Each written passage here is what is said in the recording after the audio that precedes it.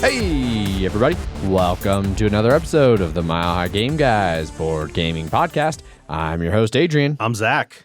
And nobody else. And nobody else. Just the two of us. Decided to swap off Jeff with our guest host, Adrian. Thank you for joining us. Yeah. This has just been a nice little trend lately of things.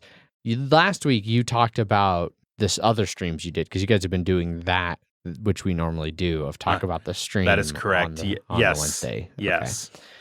Well, I guess we'll start with that. On Friday, we did a live stream of the Root expansion, the Underworld expansion, with Jeff and Wes. This was before Jeff caught the plague. Yes, that is correct. And Wes came and filled in. Originally, Wes was going to fill in for you, and then it took so long to get going that you were like, hey, if you delay another 10 minutes, I can be there. Yeah. And you're like, all right, sure, we'll do that. So we played on the new map. We played on the mountain map because it's a double-sided new map in the expansion. And the other side is a lake, right? Yes. Okay. I played as the new faction, the Moles. Mm-hmm. Wes was the new faction. Underground Duchy. Yes. Okay. The Duchy. Yeah. And then Wes was the Corvid Conspiracy. This seems right. Yeah. Yeah. You were the Birds. The Eerie Dynasties. And Jeff was Marquis de Cat. Yep. And this was one of the recommended setups in the expansion for 4 players. Yeah. Yep. And so we played. Wes jumped out to the lead and never really gave it up. He briefly gave up the lead a couple times. You and him were neck and neck for a while. He got to a little bit of a lead, but both Jeff and I realized that you had a turn of building up that were like, well, if Adrian is still built up at the beginning of next turn, he's just going to start rolling face. Yes, basically. And so we decided, we're like, well, we can't have that. And so, well, and I remember earlier too, I was trying to, there was a turn where I was going to have a setup turn and then destroy Wes on so the mountain map has in the center, it has the pass, which is an Eye of Sauron looking tower. Yes. That if you control that at the end of your turn, you get a point. Wes got it at the beginning of I think at the end of his first turn, I want to say. And after having it for a turn or two, we were definitely like, okay, we need this to stop. Yeah. And I went to attack a spot right next to it, and then I was going to build a roost and then be able to build a bunch of guys from there and go into the tower. But I rolled the only amount of roll that would really fuck me over, a 3-3. Because that meant because the Eerie, the Birds, those birds, they any tie they have for ruling and clearing, they win. And so I got fucked on that, and then I ended up going into decline. And so I was like, no, and that let him keep that, and then I was able to get built up again. Jeff was able to get built up too. Then fuck you from getting built up. Correct. We basically just stomped you back. You started popping out of the ground, and then eventually we're just like, all right, we've had enough of this, and just stomped you back in where you belong. Yes, this cannot stand. Yeah. It was good. I really liked the game. I liked the new expansion. It sucked getting stomped like that. That was one of the first games where I was like, man, I'm doing well, and I could see continuing to do well all the way until the end, and then just no. So I think part of that was halfway when I got when I went into decline for which is gonna happen with the Eerie, unless you were planning to not win the game, because you can play very conservatively and just never go into decline.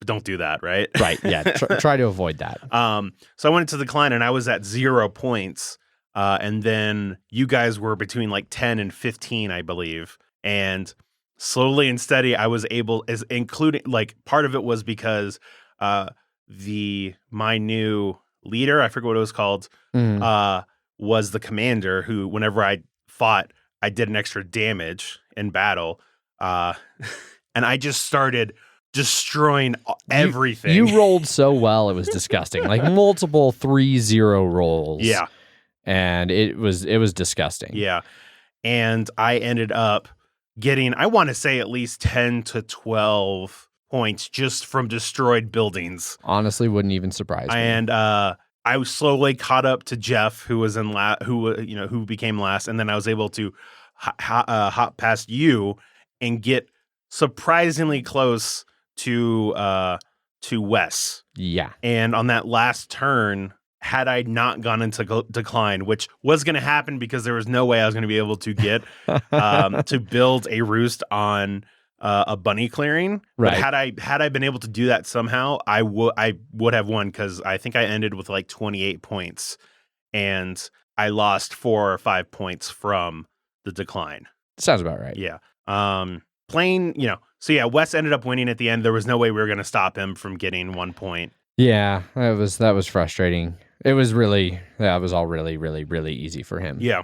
No, unfortunately. He ended up getting 6 or 7 points from that tower, and he had a raid token flipped up on that same clearing, and that got him a point almost every turn whenever he would flip them. Yeah. And so like he ended up getting like probably 10 or 11 points just from that one spot. Yeah, we let him have that for way too long. Yeah. That was nearly a crucial mistake. Mm-hmm. Yeah, I think it was overall a good matchup. It just, we didn't get a chance to stomp West down in time. No, not even a little bit. Yeah. And yeah, I know Jeff was having a hard time with you. Like Jeff and I both, like, you, because the moles will just spring up wherever. It felt like it very much felt like we were playing whack-a-mole, and that let the crows that just sort of pop in and then drop a plot and then just back off. Like it was hard. It was harder to focus on him, except for going for that one stronghold, which, as the birds, is very hard to do because your entire game plan is based on the cards that you've put out, your programming that you've done, and there are many times where it's like, I have the forces to be able to go attack him, but I can't. I have to spend these guys to attack somewhere else. Otherwise, I'm going to get fucked by the decline. Yeah, which is never fun. Yeah, but I know after a lot of people, or after we all played it, like Jeff was saying that playing root again helped him realize that he wanted to root, but everyone that would play root with him already has it. Correct. Yeah, everyone that he would play with, yes, basically already owns it. So yeah, and it helped me realize that birds are indeed my favorite faction in the game by far. Birds are really good. Yeah.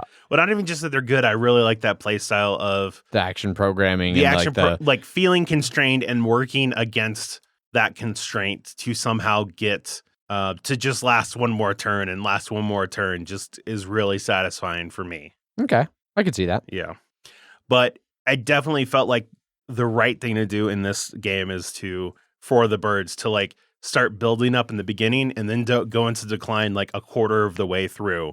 And then from there, just be one turn away from decline when you win. Like that seems like that's what the goal is going to be with the birds. I could kind of see that. Yeah. Because especially with that commander, I was just wrecking. So, oh my God, there was so much damage. Yeah. I even said when you did your one decline early and you went back to nothing and then got 1 point and you're like, well, I'm kind of out of the game. I was like, I don't know. Like, from times I've played the birds, I've been in way worse situations at 0 to 1 points after a decline.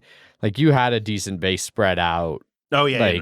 No, after a turn or two, I was like, okay, no, I think I'll be okay. What it was is that there was like one card where I had the only card I had in my hand was a fox, and I had no foxes near me, and so I had to put it into battle. And I was just like, oh, I know this is going to screw me at one point. And then also having to put the bunny in the build, I was like, this is going to screw me at some point. And it did eventually, but I was able to work around both of those. But I definitely had a decent amount of, I would say, suboptimal moves, but just to be able to fulfill the conditions that I had previously set out. Yeah.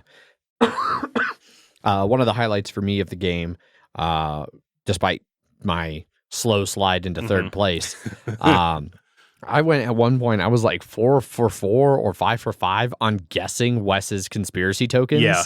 So I was feeling pretty good about that.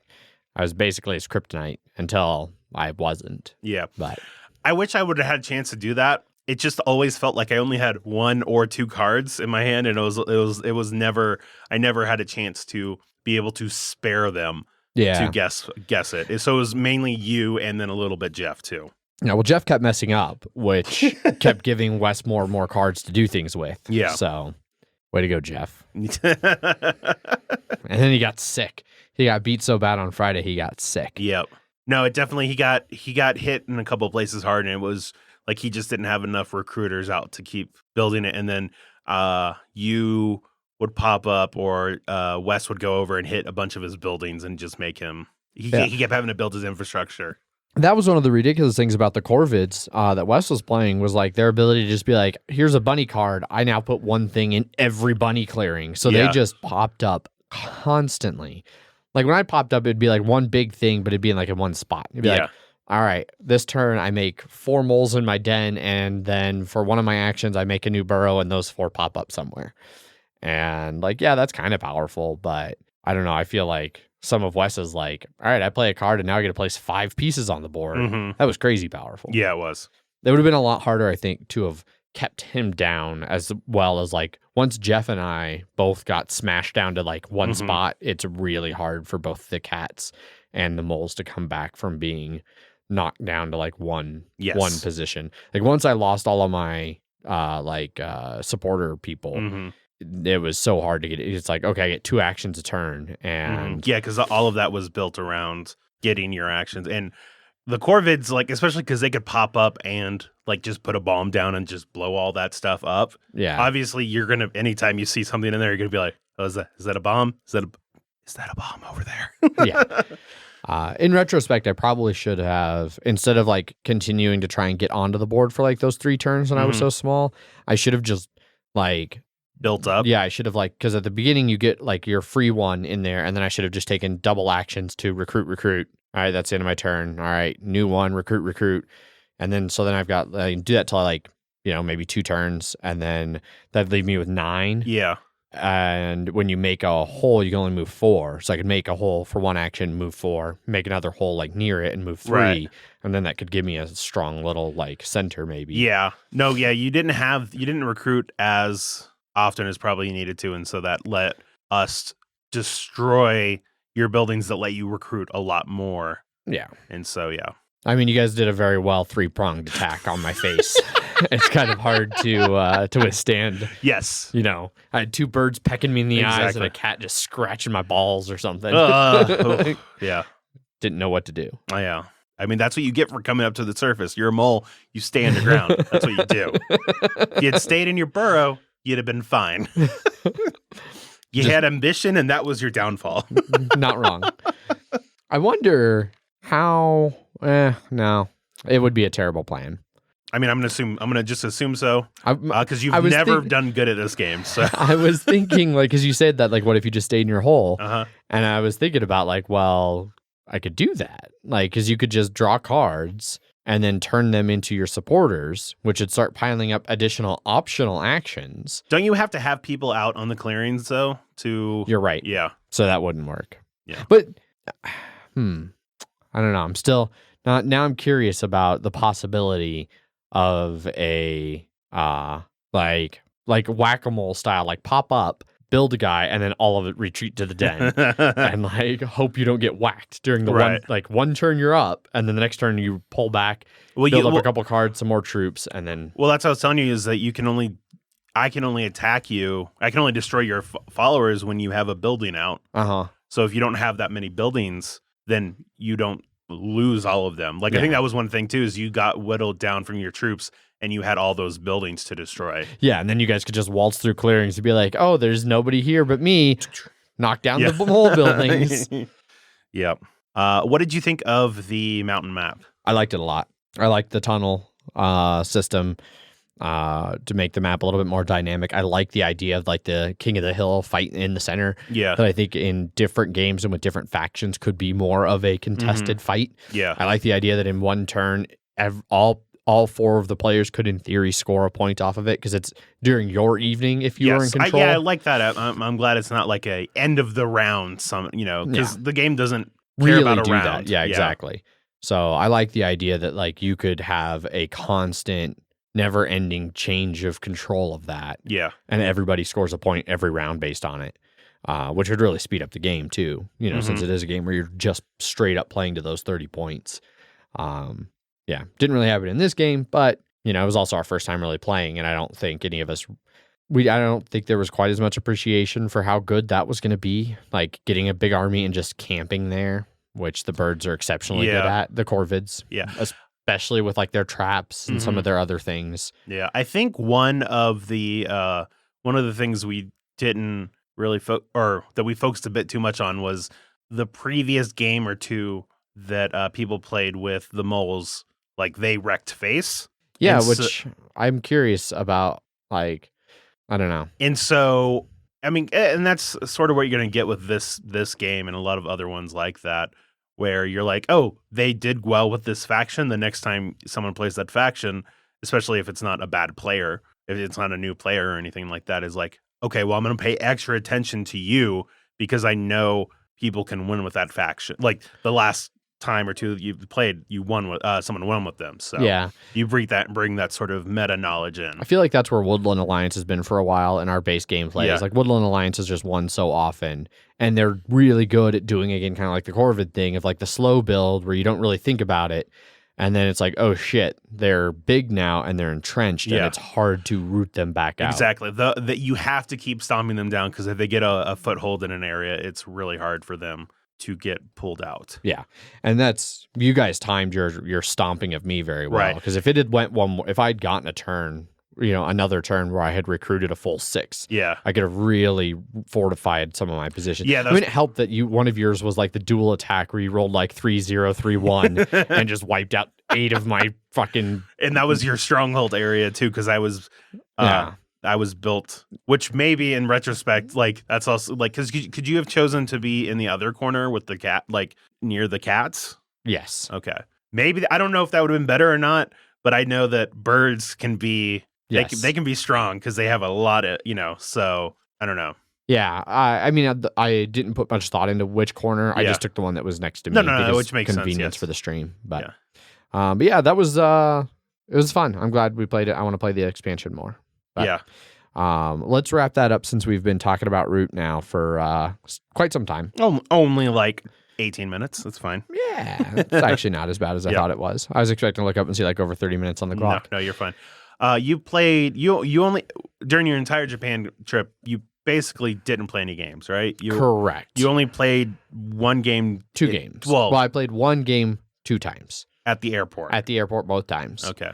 In LA both times. It was LA going to Tokyo and then LA coming back to Denver. Because you had a layover, right? Yeah, we had a reasonably long layover both ways. The way there, in retrospect, felt much more rushed than it was. I forgot I had time to like actually go get food and play a game, and I think it's because like we had to race to the end of the game. Like I don't know if we actually truly finished the first time. I think we might have been like, we'll finish this round and do a quick scoring to see like how the scoring works. Gotcha. And then we had to like run back to our gate. But, okay. But yeah, so we played Targi. I brought a couple games. I brought Hanabi. We did play one game of Seasons of Rice. Oh, okay. So I forgot about that. I'll explain why in a second. Okay. But so we played Targi, in the airport. And so Targi is a game I had picked up, purely on the recommendation of, Nick. He has been recommending it for a while for Megan and I for a 2-player game. And I remember a little while back, I was at Black and Red and I was walking around looking for a game to buy. I've got my new job. I had some money to spend. I was like, I haven't just walked into Black and Red aimlessly, found a game and bought it in a while. And so I decided to go do that.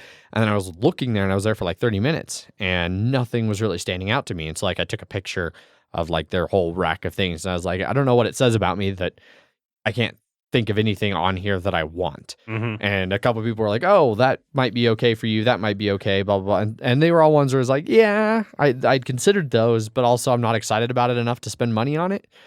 And then Nick was like, well, Targi's there. And I've been telling you to get Targi for a while. And I was like, okay, Targi's like $20. I'll buy Targi. Got to play it finally. So it's really interesting kind of game. So you have an outer 16 cards that go in like a square, and they're always the same. They're numbered 1 to 16, and they form the border of the desert, basically. Okay. And then you have a 9-card desert in the center. And in the initial setup, it's alternating cards of tribe cards and goods cards. And tribe cards are cards that will build a little tableau in front of you and give you some special abilities and things like that. And then goods cards just give you different goods. And the way the game plays is you have 3 Targi pieces, and then you have 2 camp pieces. And you alternate turns placing Targi pieces on those outer 16 cards. And so wherever you end up with your 3 pieces, and there's some rules about placement and stuff, but basically wherever the lines they make intersect on those inner 9 are where you put your 2 camps. And so you get to do the actions of the 3 you place your Targi on. Okay. And then and then you can either get the camp cards or the goods cards of where the lines from those intersect. Gotcha. And since you alternate, and one of the rules is you can't place opposite your opponent, it kind of makes for an interesting, like almost like tic-tac-toe Connect 4 kind of blockage where you can see like, oh, you put in the 3rd row, so you might want one of those 3. Well, which one do I think you want? Oh, you might want that one. If I put in that column anywhere, you can't get that one now. Gotcha. And so there's kind of a back and forth of that. Megan is stupid lucky at that game in that she constantly, when she was first player, would get one of the goods that would flip for the new round would be like the gold piece, which is really hard. They're harder to get. Right. And like multiple times she was able to be like, oh, cool, I'm first player. I'll set myself up nicely to get that gold piece. Or like one of the outer border cards is draw a good off the top and get whatever's on that good card. And she'd be like, I draw it and it's a gold piece. Huzzah. It's like, Megan. All about that gold. Yeah. So, and then the game basically plays for 16 rounds. There's a little robber that moves around and blocks a spot as he goes around.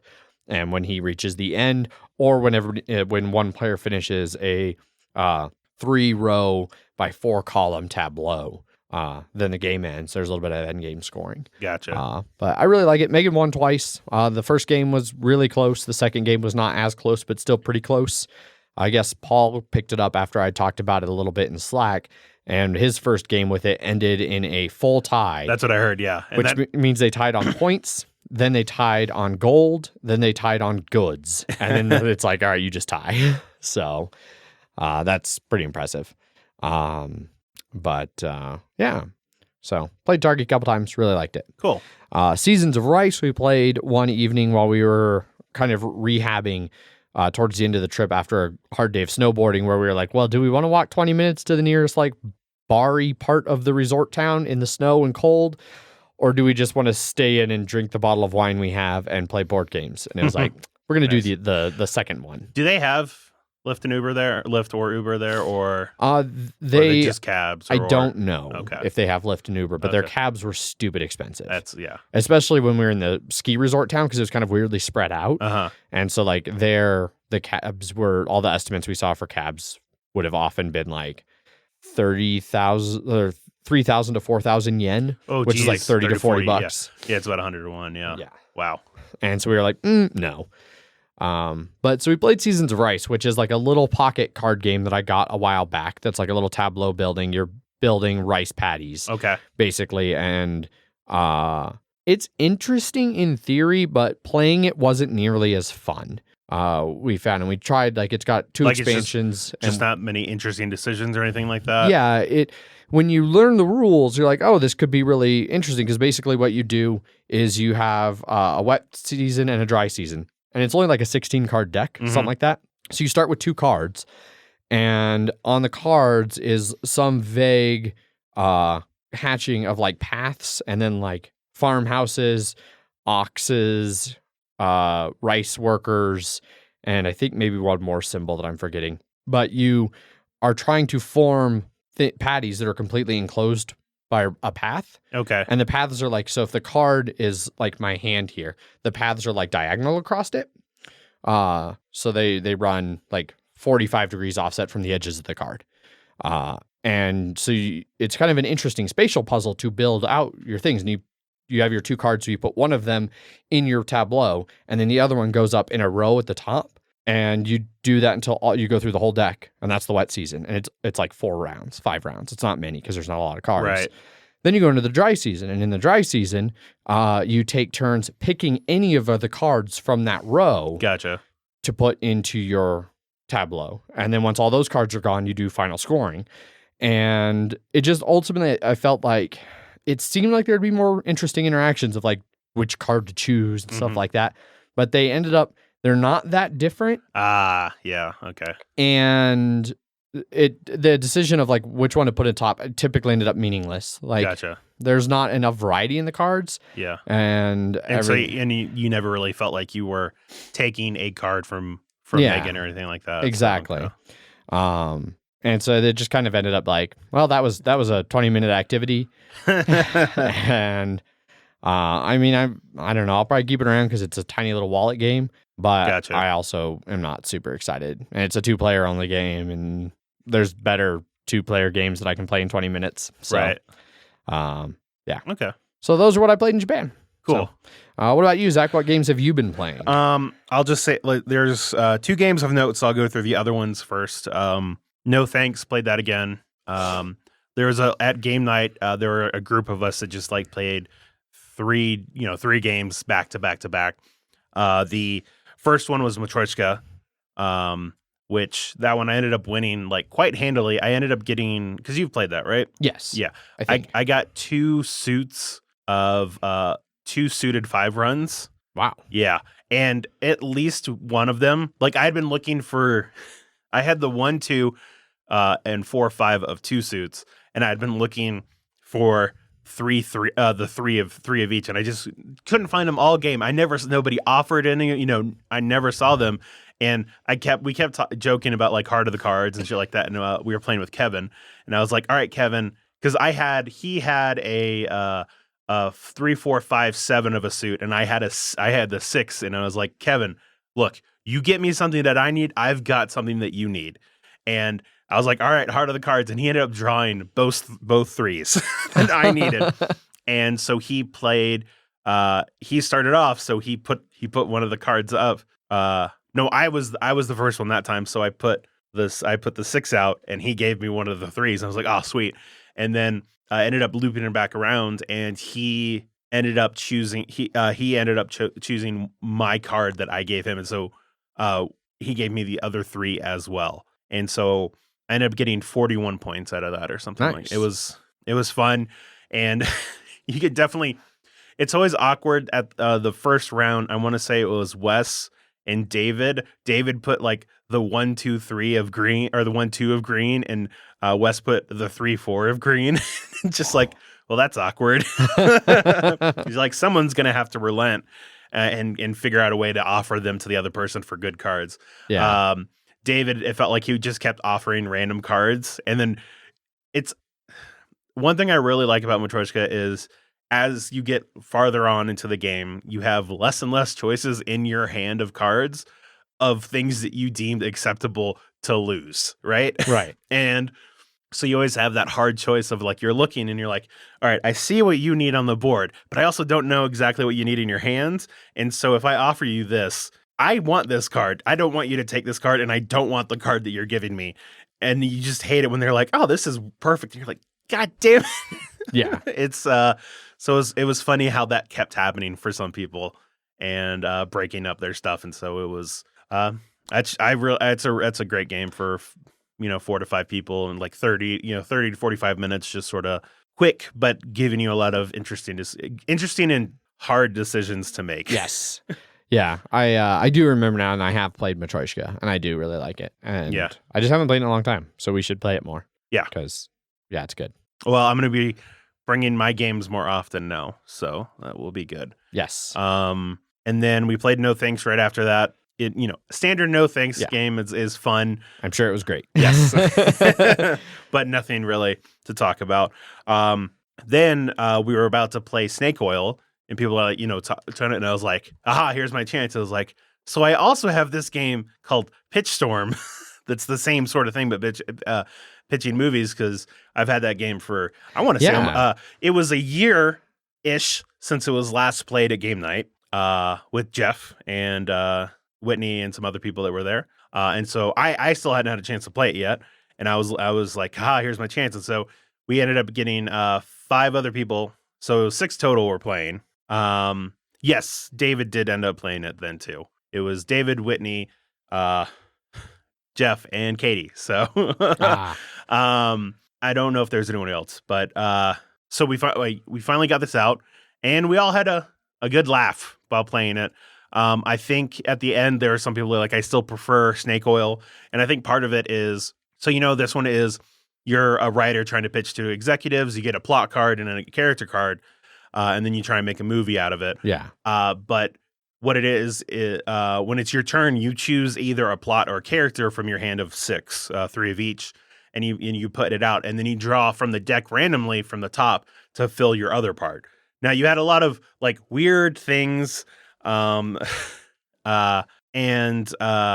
so like mine was just like, it's an old, like I was like, this is like an old crotchety old man who just doesn't no nonsense sort of stuff, and then I flip over the card and it was makes a deal with the devil, and so like it had a lot of like funny moments like that, but it was harder. I definitely felt like people have a little bit of a harder time making something more cohesive. Yeah. So it seems like playing it from now on, I might want to do it from from the cards in your hand, because you have 3 of each, right? You could probably figure out something good in there, or and it gives you something time to think about it. Yeah, or even do something where if you're still going to draw from the deck, draw like 2 and pick 1 or something, just to give you a little bit more control. Yeah. But they all really liked, and the thing I really like about this game is that the judge actually participates in this, because because as a producer, you always give notes to make them include random shit. And so my one about a crotchety old man who made to deal with the devil, Kaiser was the judge, and he was just like, so Pokemon's cool with kids. Can you include Pokemon in this? And so and I was, and you always have to play it off. I was like, yeah, no, totally. And so mine was like making a deal with it to the old man just didn't want to be around these kids and all that stuff anymore. And so he gets transported to the world of Pokemon, and then like through becoming a trainer and all that stuff, he learns about himself and how to, how people work and shit like that. But you couldn't use any Pokemon names for legal reasons, so it was Pikachu, I think, was my guess. But yeah, no, it seemed like everyone liked it, and I definitely want to get that playing more, but with like slight tweaks to make it easier for people. Yeah. Because it's a lot of random shit. If you can get like a minute or 2 to think about it, people can usually come up, if they are into this style of game, come up with something more cohesive than just trying to think off the cuff for that, because that thinking process is for when the executive gives you that note. Then you're like, oh yeah, you got to spit immediately. So starting off with something more concrete might work better. Yeah, I could see that. Yeah, cool. But before we played any of that, Jeff and I got to game night early, and we got to try out the Wrecking Crew villain pack from Marvel Champions. Oh, okay. And we had time to play all those other games because we got wrecked by the Wrecking Crew. So how these work is normally you have one villain, you shuffle in these side schemes and then these normal cards. This one, it's only those, it's only the villains, but that's because there are 4 villains. And the game even says, so normally you have these smaller hero dials, and then you have like one big villain dial. But this has 4 villains, each with their own health. So you have to use the hero dials as the villain dials. And then for the people playing, it's like use hit point things, or, because there is damage tokens, like use that for health instead. Because it's like, wow, it technically has enough in the game for all of those. But Jeff and I just used extra ones. No, we ended up using each other's villain tiles for our health. But okay. So it worked, but it's definitely one of those things if you're like, come on, Fantasy Flight, you know what's coming in your game. You just make sure you include everything that's so you can reasonably play it, not just be like, oh, you can just sort of do this and this and this, and then you can play it. Yeah, but that seems a bit shasty. Yeah. So you have 4 villains, but it's not like on the villain turn, all 4 of them activate, right? So you have they each have their own side scheme, and then the active at the beginning of the villain phase, you add threat onto the main scheme, and then you add one threat onto all of the side schemes, and then whoever has the most threat is the active villain. So that's the one that's actually you're dealing with their cards. All 4 of the villains are slightly different. Some are more scheme heavy, some are more attack heavy, some of them are like sort of weak attack, but then they'll do damage everything, or like one of them was like attacking, but it's overkill. So overkill is you can't just throw up an ally to have it absorb all the damage. If it does like 5 damage and your ally can only take 1, you're still taking 4. So it's rough, and you're trying to figure out which ones you want to attack and get rid of, and which ones you want to just sort of leave, because their side schemes, if they get too much threat on them, then they will activate and then like deal damage to everybody, or make you discard cards, or discard upgrades that you've already paid for and stuff like that, or stun you. It was a lot. Especially because even if you're planning like, okay, well, this, Bulldozer, he currently has the most threat, so he's the active one, but then you draw one of his cards and it has and it has a for an encounter card or a boost symbol that's like, hey, you drew this, so now the active person is actually going to be the one with the least amount of threat. And so it kept basically, anytime we were trying to focus on one villain, another one would come out of nowhere and fucking hit us, and we're like, God damn it. Because like one of them, I want to say his name is Wrecker, but basically it's just a dude with a crowbar. And if you don't defend with him, he just does extra damage to you. So he's just beating the shit out of you. And so like there'd be plans of like, oh, we're gonna do this guy over here. I'm not gonna defend because I'm gonna use it for something else. And then the Wrecker comes along, he becomes the active villain, and you're like, well, now I can't defend, and now he's gonna do a shitload of damage to me. Great. I was at full health, and now he just did 7 damage. Awesome. So we ended up destroying one of the villains, and then Jeff ended up taking 1 too much damage, and he died, or I don't know, fainted or whatever. I don't know what they actually call it in this game. Defeated, I guess. And then I sort of looked at it, and I was like, well, there's still 2.5 villains left. I'm just going to call it. Black Panther's like, nah, I'm just going back. Yep. Wakanda's borders are closed, dude. Yeah, exactly. And so, yeah, it was fun. Who was Jeff playing? He was playing She-Hulk. She-Hulk. Aggression, okay. She-Hulk. I was Justice, Black Panther. And the reason why I did that is because I wanted to try out that with so Jessica Jones, her ability is she gets normally her thwart is just 1, so that's for removing threat, but it gets +1 for each side scheme in play. And there were 4 side schemes when you start off. So you get her out, that's 5 thwart that she can do. Oh, wow. Yeah. So I was like, oh, this is really going to help us. And then she didn't come out till like the later half. And I was just like, God damn it. Yeah. Well, and a lot of the cards ended up being like, I think we're okay. And then you flip a card and it's just like, okay, well, now this person is the active, the villain, and then they're going to scheme. And we're like, but he's the one with 9. No, we didn't want him to. We were going to plan for this. Yeah. So it was frustrating, but it was fun. I want to try him again, probably with a slightly different deck, maybe a little bit more, someone a little bit more heavy hitting, or they can absorb a bit more damage or something. I don't know. Okay. So yeah. Right on. Yeah, and also the Hulk was at the bottom of Jeff's deck, and oh geez, that the sucks. Hulk wrecks a lot, does a lot of damage when you can get it, get him out. So, but yeah, that was pretty much what. That's what I've been playing. So, nice, yeah, good bit of games. Yes. Right on. That I think that wraps up then entirely what we've been playing. Without Jeff, there's definitely no Bloody Minute. Mm-hmm. Do you want to do a Kingdom Death Hour? No. So technically, we do those after the mid-show banter break. Oh, that's but right. We don't have either of those, so you don't have to worry about that. Okay.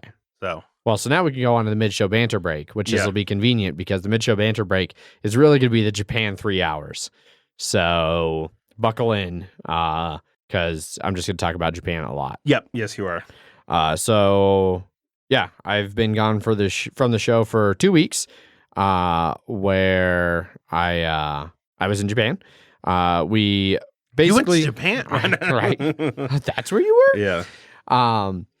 the whole Japan trip, for those who don't know, kind of came together because we saw that this year the Epic and Epic local passes here in Colorado included for the first time 5 days at Risutsu, which when you combined with their 5 days at Hakuba, gave you 10 days of skiing and snowboarding in Japan, of Japao.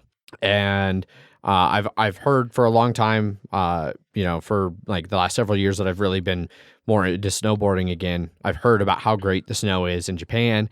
I recently this season started really getting into a couple YouTubers who do like tutorials and stuff for snowboarding, and then also just have like, them riding in cool places. And they both went to Japan. Like I saw videos of them in Japan in 2019, right around late January, early February, and the snow just looked fucking amazing. So as soon as we saw that those were on the pass and we booked our passes, we were like, all right, we going to Japan? I was like, yes, we're going to Japan. So we looked up flights. We found a good 2-week span where we could get reasonable priced flights. How much does it cost to fly to and from Japan? So we did 2 separate itineraries. Well, technically 3 because we flew in Japan as well. But so we did round trip flights to LA. Mm-hmm. So we did Denver, and that was I think 200, 250-ish. I mean, that's pretty cheap. Yeah. They were Delta flights. Nothing super fancy there. And then I think we got $600 to $700 for our round trip, LA to Tokyo flights. Nice. And then our round trip Tokyo to Sapporo flights, in the middle of the trip they were like $100. They were super cheap. Yeah. We flew both the flights from LA to Tokyo and Tokyo to Sapporo. We flew ANA, Air Nippon, or All Nippon Airways, which for being one of Japan's more budget airlines, they were still really nice. The planes were plenty big. Our flight from LA to Tokyo, we were window seat, middle seat, and then there was somebody in our aisle seat. And we got boarded and the plane's empty. Yeah. And they're like, all right, we're closing the main cabin doors now. And I was like, wait, this is it? It's like, huh. I was like, I wonder if we could ask somebody to move. And I'm kind of gophering, looking around yeah. And one of the stewardess just comes over and she's like, if you would like to move, you can. Okay. And we were like, yes. And so we moved into one of the center 4 seats. Right. And had the whole 4 seats to ourselves, which is great. Watched a bunch of movies on the flights. So quick overview of all the movies I watched. Okay. Of the new movies I watched, because I was excited. I was scanning through and I was like, there's actually some good movies here. Because I've been missing out on so many of the good movies because you guys keep going on weekends. Yep.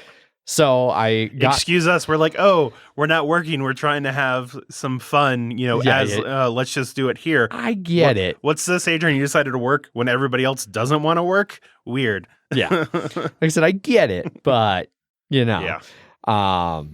So I watched mostly good movies first, and then when the good movies started to run out, I switched to bad movies. Okay. So do you want to go from good best to worst? Or worst to best? No, I'm going to go worst to best. Okay. So worst by far, Gemini Man. Yes. And I'm only going to cover new movies I watched. That's fine. But Gemini Man. Man was not good. No. It would have been okay. Since I knew it was bad going in, when I got around to watching, I was like, all right, I'm just going to put on this bad movie. And it was at a point where I was pretty tired. So I was like, if I fall asleep, I'm not going to give a shit because it's going to be bad. It was just entertaining enough. I didn't quite fall asleep. So what were you watching on? Was it streaming? Yeah, it was it was a screen the little on screen on the back of the seat. All right, I asked because some of the Southwest, you can stream it to your tablet or something like that. Mm-hmm. So I wasn't sure if it was something like that. No, but it was just the screen. Yep. I just want to let you know that who was the guy who made this? The director, Ang Lee. There we go. The ideal way to view this is at 120 frames per second, 4K, 3D, all of these things. And you watched it on a 4 or 5.5 inch screen on an airplane. Yes. So I think it was on my Delta flight, so it was actually fairly nice. Okay. Digital screen. It was one of the last things we watched. But it was bad. It would have been okay. Normally Will Smith can kind of salvage a mediocre action movie. But the CGI for young Will Smith was not great. There were some parts where it was good, but other parts you're just like, oh no. Especially because it was completely CGI. It wasn't like he was also there and they were like manipulating him like a lot of the Marvel movies do. When they do like you're like Terminator and Dark Yes, Fate, you know, exactly. where it's like no. There was just a straight CGI young Will Smith. So yes. And then it was just another great example of action movies where the power creep in action movies has gotten to completely like movie ruining levels for me. You know, like the kind of the Die Hard thing, like John McClane in the first one is like kind of an every guy. He does some ridiculous shit, but it's all like relatively like within the belief that a badass human could do this. Whereas like by like Die Hard 4 or 5, he's ramming cars. And that's kind of the same way in this one. Like Will Smith gets like body checked by a motorcycle, nose braking and swinging into him and smashing him into a car, and then he like walks it off. It's but he's like a good sniper and like a good agent, so that's how. Yeah, which is now in modern movies superheroes. So that was the worst. Next worst was Venom. Venom, I think would have been better if Venom hadn't been edited for content as well. Oh, no. So there was no swearing, and they definitely, I think, cut away from most of the good Venom bits. Gotcha. But I really just like, that's easily one of the worst performances I've ever seen from Tom Hardy of all time. And I don't know how much of it was script and how much of it was like, did Tom Hardy just phone this one in? Like, so it wasn't like Tom Hardy made choices like Nicolas Cage makes choices. No, I didn't. It wasn't like acting too hard. It was just like, no, it was much more like he phoned it in. Okay. You know, it was, I don't know. And some of the like, the bad guy sucked. The main villain who was just like some rich business guy, you know, an Elon Musk type guy who all of a sudden is like, oh, it also did the stereotypical like origin story where the hero fights themselves, but the bad guy. Yeah. And it's like, oh, that's just so fucking boring now. And instead of a bad, good symbiote, did they still say symbiote in there or did they fix that? I think they said symbiote. Okay, good. I think they fixed it to symbiote. I remember in the trailer, they were like symbiote and everyone was like, what the fuck are they saying? What? I don't know. Maybe not. I can't remember. Venom did also make a shit ton of money, which is why there's a sequel for it. And I wouldn't be surprised if Morbius, that vampire one that's coming out with Jared Leto. It's in the same universe. Well, it's in the Spider-Man universe because Vulture is in the trailer from Spider-Man Homecoming. So, like same Vulture? Yeah. I mean, like same actor? Yeah, it's Michael Keaton. Okay. It better be him, because if not, they are fucking assholes.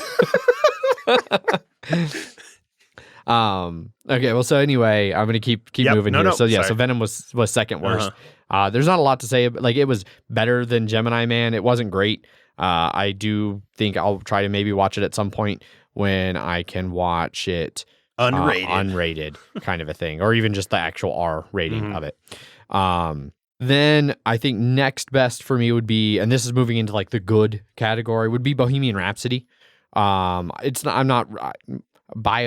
aren't really my thing. Right. And I like some of Queen's music, but there's a lot of Queen music that is just super overplayed and I'm sick of. Gotcha. So it was kind of like a the titular title, or are you good on that one? Oh no, I like Bohemian Rhapsody. All right. No, like I'm so over We Will Rock You / We Are the Champions, whatever that song's actually called.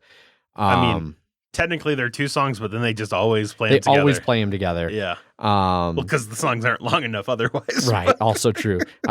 I'm sick of both of them. And then the one I don't really like the one they in the movie where it's like the disco era of Queen. Okay. That they all throw a fit about. Gotcha.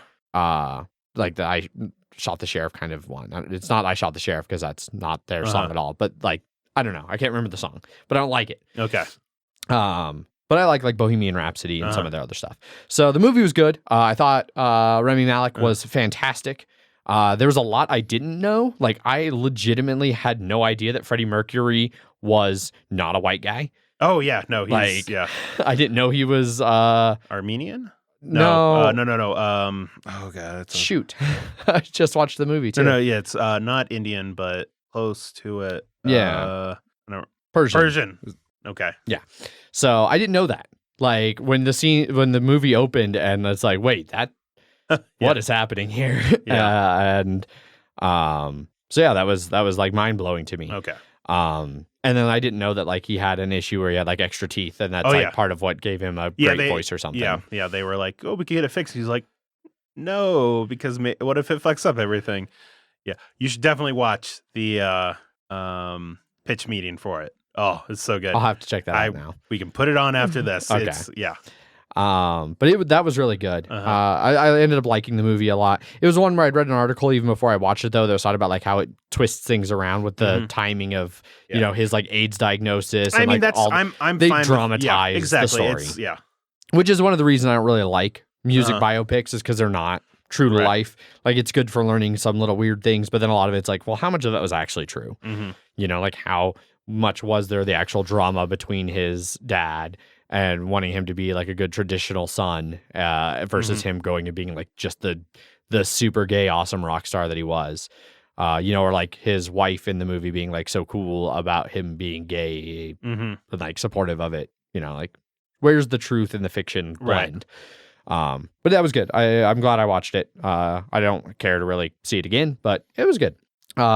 Then we get to the two best movies, and I'm torn on which order to put them in, but I'm going to say Parasite was second best. And I'm not sure. No, it's fine. They're so close. They're so close. Both of them are good. I mean, yeah, the other one is a good movie too. I think Parasite would be better for me if I understood more about the class dynamics in South Korea. That's part of that it, the movie is trying to really portray. Yeah, and I think some of the interviews with Bong Joon-ho, the director, yes, about some of his scenes and how he set him up and stuff would be something that would actually help me appreciate the movie more. Yeah. But some of it, you know, like it's just it's hard as a Westerner to understand some of the underlying things that are going on there. Like I learned recently, like her little rhyme that she does to remember, like that's like a childhood sort of thing for helping for And the song it's based off of is one that like is a South Korean like. An older South Korean like political propaganda song about an island that Japan and Korea are fighting over to this day, you know, and so like those are little things that like that completely went over my head. Yeah, but somebody who grows up in Korea would be like, oh yeah, I get that. I mean, yeah, if only there was like some sort of like contest where you could figure out which one of these was like the better movie, and then like you could win an award if it was the better movie. You know, maybe if I was part of the movie industry that chooses, you know, maybe this was a better industry movie and would win a big industry award, but for an individual person watching it, you know, there might be something different. I won't spoil anything sounds from to the me movie. Like you're racist is all I'm hearing. I won't spoil anything from the movie because it is new and it did just win a big Academy Award for Best Picture, and people are probably watching it who haven't seen it. But holy shit, the movie takes a turn. And that was like, so that one was the last movie we watched. We were watching it on the LA to Denver flight, which was we almost didn't have enough time. Yeah. And Megan got called away to handle an in-flight emergency. So we were watching, it was one of two movies that we watched like simultaneously. We both started at the same time on our separate screens. Gotcha. And so she got called away, and so I paused it, and then I kept watching. And then she got back, and she was like, so what happened? And I didn't even get a finish. Like, I ended up like 5-10 minutes short. So when we came home, we almost immediately finished watching it. Nice. But she came back, she's like, so how did it end? I was like, I can't tell you any of this. You have to experience this. Yes. Because it just goes off the rails. Like, she got called away basically right at the start of the birthday party. Oh, okay. Yeah. So, okay, gotcha. So when we came home and immediately watched it, it was like, wow. Yep. So really good, and I have really started to like a lot more Korean movies that I've been watching. Like Korean films are actually some of my favorite international films right now. I mean, I've been pushing them for a while. Yes. So this continued that trend. And then the big movie, the number one, my favorite movie that I watched that was new was Peanut Butter Falcon. Like, Peanut Butter Falcon ripped my heart out. I loved that movie. Oh, yeah, the performances in that were fantastic across the board. It was a great story. And And I really, really enjoyed Peanut Butter Falcon. Okay. And then Megan loved that one too. Gotcha. And I could see swapping them, like I said, but for me, no, that's fine. Yeah, I know. Peanut Butter totally Falcon's just giving like, you shit, but no, I just felt great. All right, well, that was a good 15 minutes on Japan, so good job. Shut up! No, we're not even done yet. I told you it's the Japan 3 hours. So those are the movies I watched on my flights.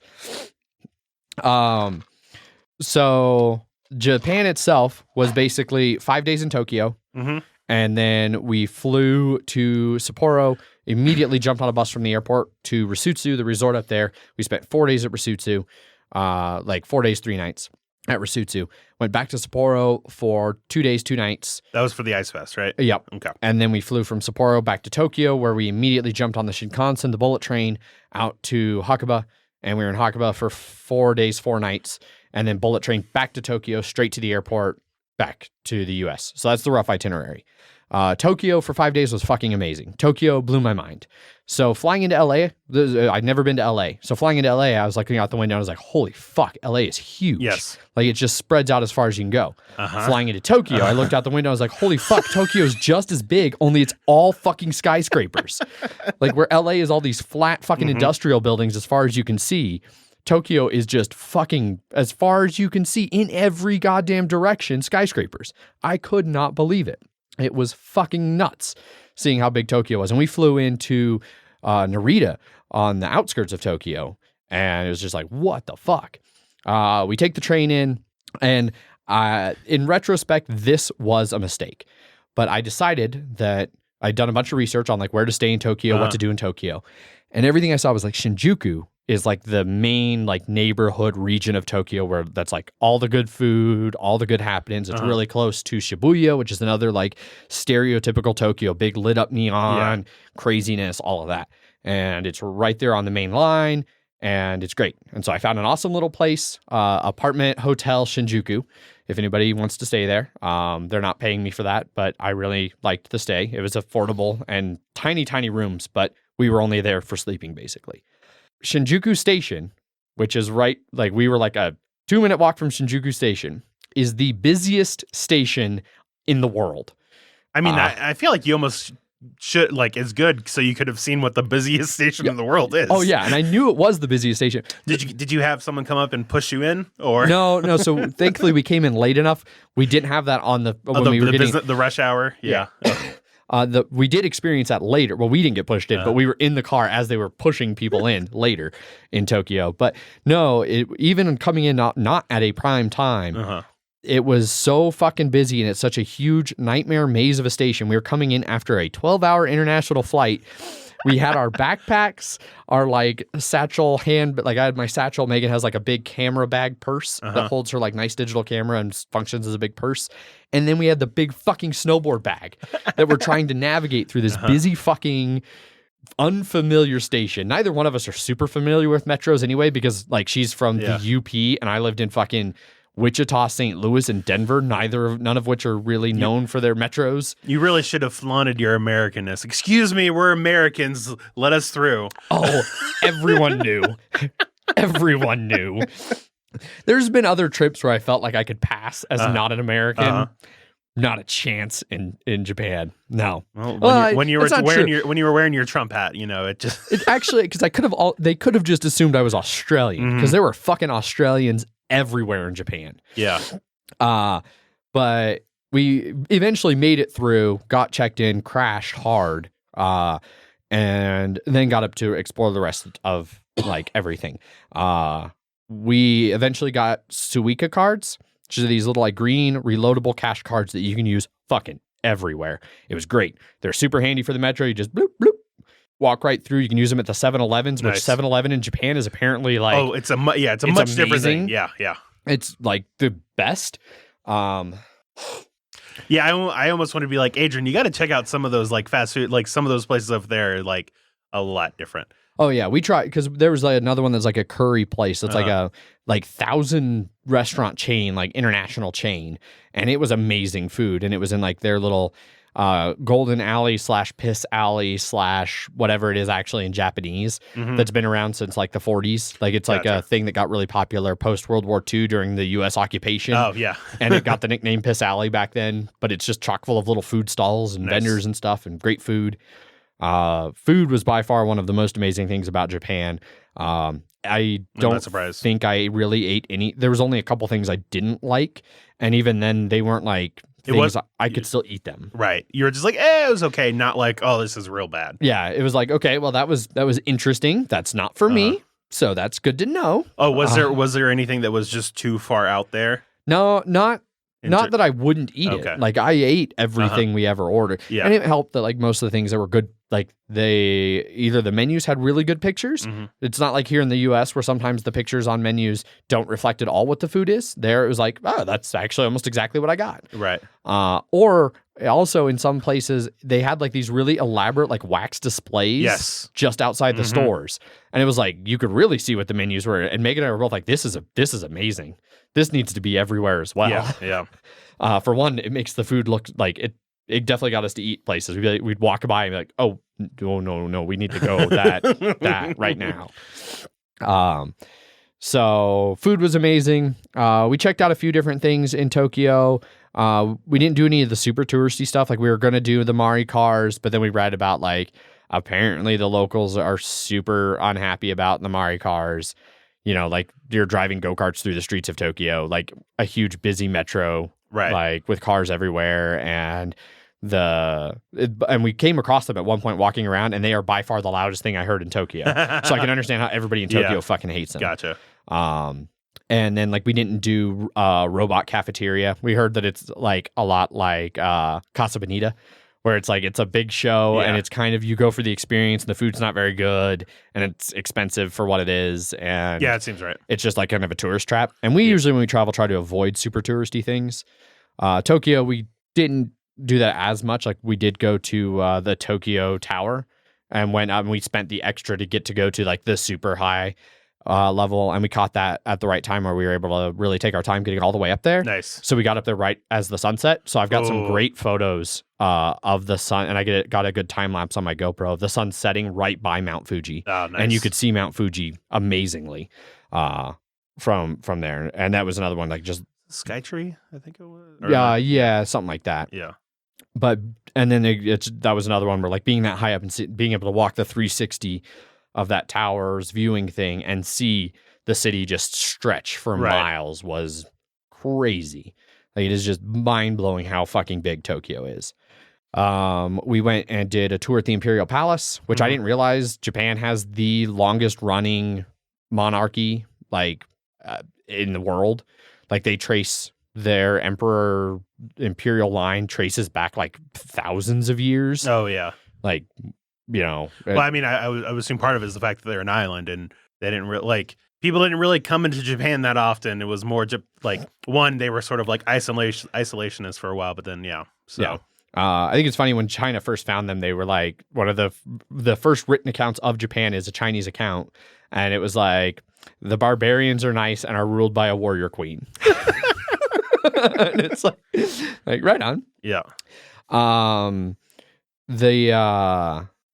Ate a bunch of good food. Trying to think if there's anything else that really stood out that we did. We went to I'm drawing a blank on all the areas, like a big electronics area, and walked around and saw like crazy sculpted figurines and painted Akihabara? Akihabara. Yeah.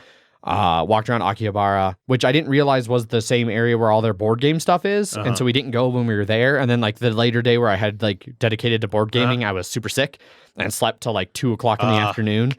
But Akihabara was nuts. The little crazy like vending machines, the vending machines were crazy everywhere. The Jido Hanbaki or something like that I've got a Tokyo Metro game about. Nice. But then they also had like the little they were like the little prize things that you have them like in kids stores in the US where you get like a little plastic thing with a little small toy. Those were fucking everywhere. And were like really big there too. And there were so many weird little things like that were just like, this culture is very different. We came across in Akihabara a like yo-yo store where they were selling yo-yos that were like 20,000 yen. And it was like, that's a $200 yo-yo. I think Megan saw a yo-yo that was like $1,000. I was like, what the fuck?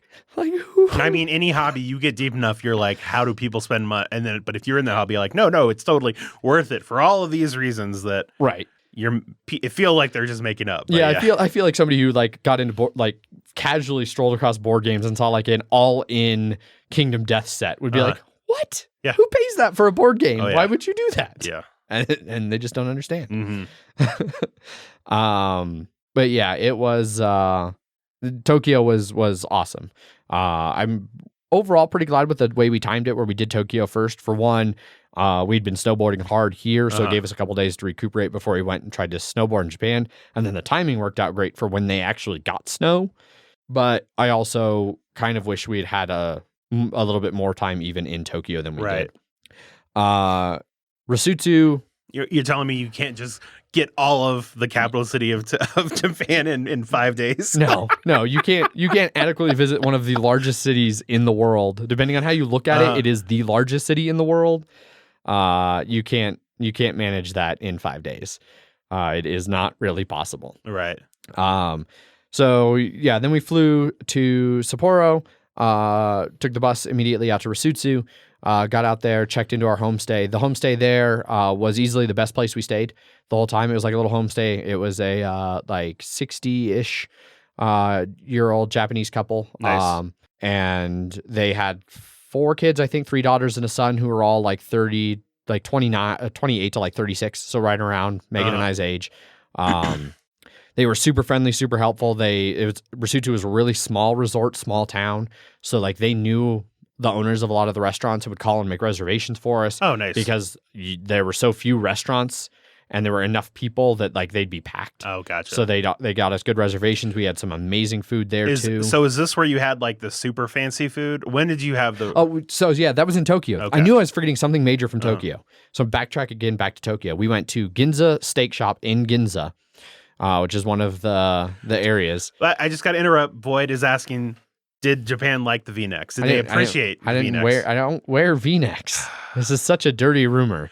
And one time I had a slightly stretched out collar that was like this, and then it's turned into this like I have V-necks. Yeah. Well. Largely thanks to Ofer and that ridiculous V-neck. Yeah. Continue. Sorry. Yeah. So we went to this Ginza steak shop. All you can eat A5 Wagyu steak. How much was it? How much was it for that experience per person? So we ended up. So when you book it, because they on their website they're like, we highly recommend reservations. I don't know if you walk in how the process is, but when we reserved, you pick what course you want. We picked I picked because I did the whole thing. You didn't like the super budget one, right? Like no, I didn't go the most expensive. Okay, but I went like mid range, and then I tagged on. It was one of the ones that had the option for I think 9,000 yen each to tag on all you can drink for the period. So we had all you can eat, all you can drink. 2 people, all you can eat, all you can drink, just under 29,000 yen. So under 300, like, and a decent amount because once you get high enough, the conversion rate is roughly 100 to 1, but it's really like 109 to 1. So if you get high enough numbers, it starts to be significantly under that. Yeah. So. And you don't have to worry about tipping too. And no tipping. Yeah. Yeah. And a lot of them, the taxes and stuff were already figured in too. Right. Yeah. So that was also nice. But so less than $300 for the 2 of us. So 150 each. All you can eat, all you can drink for 2 hours. It was a time limited. I mean, that makes sense. All you can eat and all you can drink. Because otherwise I'd have just sat there for 6 hours and bankrupted them. You'd be like, fuck snowboarding. I'm just going to live here. Yeah. Do you have a tatami mat in the back that I can just sleep on between open and close? But yeah, so it was like a 6-course meal. The first course was a little like trout, couple slices of raw trout, delicious, amazing trout. Next up was a scallop, just a single scallop. Yep. It was easily the single best scallop I've ever had in my life. I would hope amazing. So. Yeah. Then was like the main course, which they didn't on the thing. It just said like it didn't say main course, but it said something about like signature course or signature meal. Gotcha. In this case, it was a burger made from A5 highest grade Wagyu beef. But like just burger size or like a slider or more slider size. Like it was somewhere, but it would have been a thick slide, a little bit bigger than slider. But it was, I don't know, about, you can't see this on the podcast, but about that big around and like thick. juiciest fucking burger. It was amazing. Easily one of the best burgers I've ever had in my life. Then they moved on to the all-you-can-eat steak course. And so this was the one you could just keep repeating this course as long as you wanted in that time frame. And those were just small little... Next verse, same as the first. Yeah. Next verse, same as the first. Yeah. Little A5 Wagyu steaks. They were amazing. Did they melt in your mouth? More or less. They weren't quite... it wasn't as dramatic as I was expecting from like... It wasn't like butter? Yeah. Like Strictly Dumpling was like... He went there and I'd seen his video from this place. And that's how I found it. And he was like gushing over like, oh, you bite down and just like explodes. So much juice in your mouth and it melts. And it wasn't quite that. Mm-hmm. But he's also he's got a show. Yeah. I mean, he did his job, right? He got you to go there. He sure did. But they were amazing, and I've got some great photos. I'd set my GoPro up. I got permission and set it up like to do a time lapse of like a lot of the cooking and stuff. But they were great, and like as soon as you were like finishing on your last 2 slices, because they'd cook the steak and then he'd slice it and then give it to you like pre-sliced. And when you get down to like your last 2 little slices, I'm just going to ignore Boyd. 2 little slices there, he'd start the next one. So like as you finished, like they were immediately putting it on your plate. Like, so it was almost never ending. It wasn't like I finished and had to be like, excuse me, somebody please give me more steak. You never had that time to reflect and be like, no, I'm okay. It's just like, all right, I'm getting, I mean, I guess there's more. I guess I'll just keep eating this steak. Yeah, exactly. Exactly. Then, so that the first steak, he did that. He made 2 of them, and Megan wasn't quite as fast as me. I was at like 2 strips. Yeah. She was at like 4, but he still put them both down. And then he did that for like the 3rd one. At the 4th one, he took half of the steak for Megan and gave it to me with my steak and gave her half of her steak so that we had an equal amount of steak on our plates. Nice. And then he did that. That's thinking. He was a quality chef. He knew. And he did that for like the next one. And then I think that's about the time Megan like started to really bog down. And I was like, nope, still rolling, man. Still rolling. Oh, we've been, Fogo Chow. This isn't your first rodeo. Yeah, no, I'm an American. I know how to eat all you can eat meat. That sounds really bad. Somebody's gonna sound like that. Clip. Yep. Ultimately, I ended up having like 2 or 3 more steaks than Megan. Not many more, because I was starting to get full, and I did want to stop. Right. Before I was like there uncomfortable. still was there diminishing returns on them? Like no, like the 7th one was still. Oh yeah. Okay. They were all great the whole way through. Good. Like, and it was even one. It wasn't even something where like they started to get noticeably like less marbled. Where he's like, oh, he's on his 7th one. He's getting like the A. We're gonna start getting the low end of A5, almost A4. Like no, they were. Oh no, I'm sure it was that, but I know like. In Fogo de Chao, some of those other in Texas A Brazil, like you start getting north at the end, and you're like, "Oh, this is still good, but not." But it sounds like it. No. You're at high enough quality there. Like it's still amazing the entire way through. Yeah, I rode that all the way. Gotcha. Then they finished it out with a little like pumpkin soup. That was just a small little ramekin of like pumpkin soup, or like porridge, like really thick, like almost like porridge. Yeah, really good.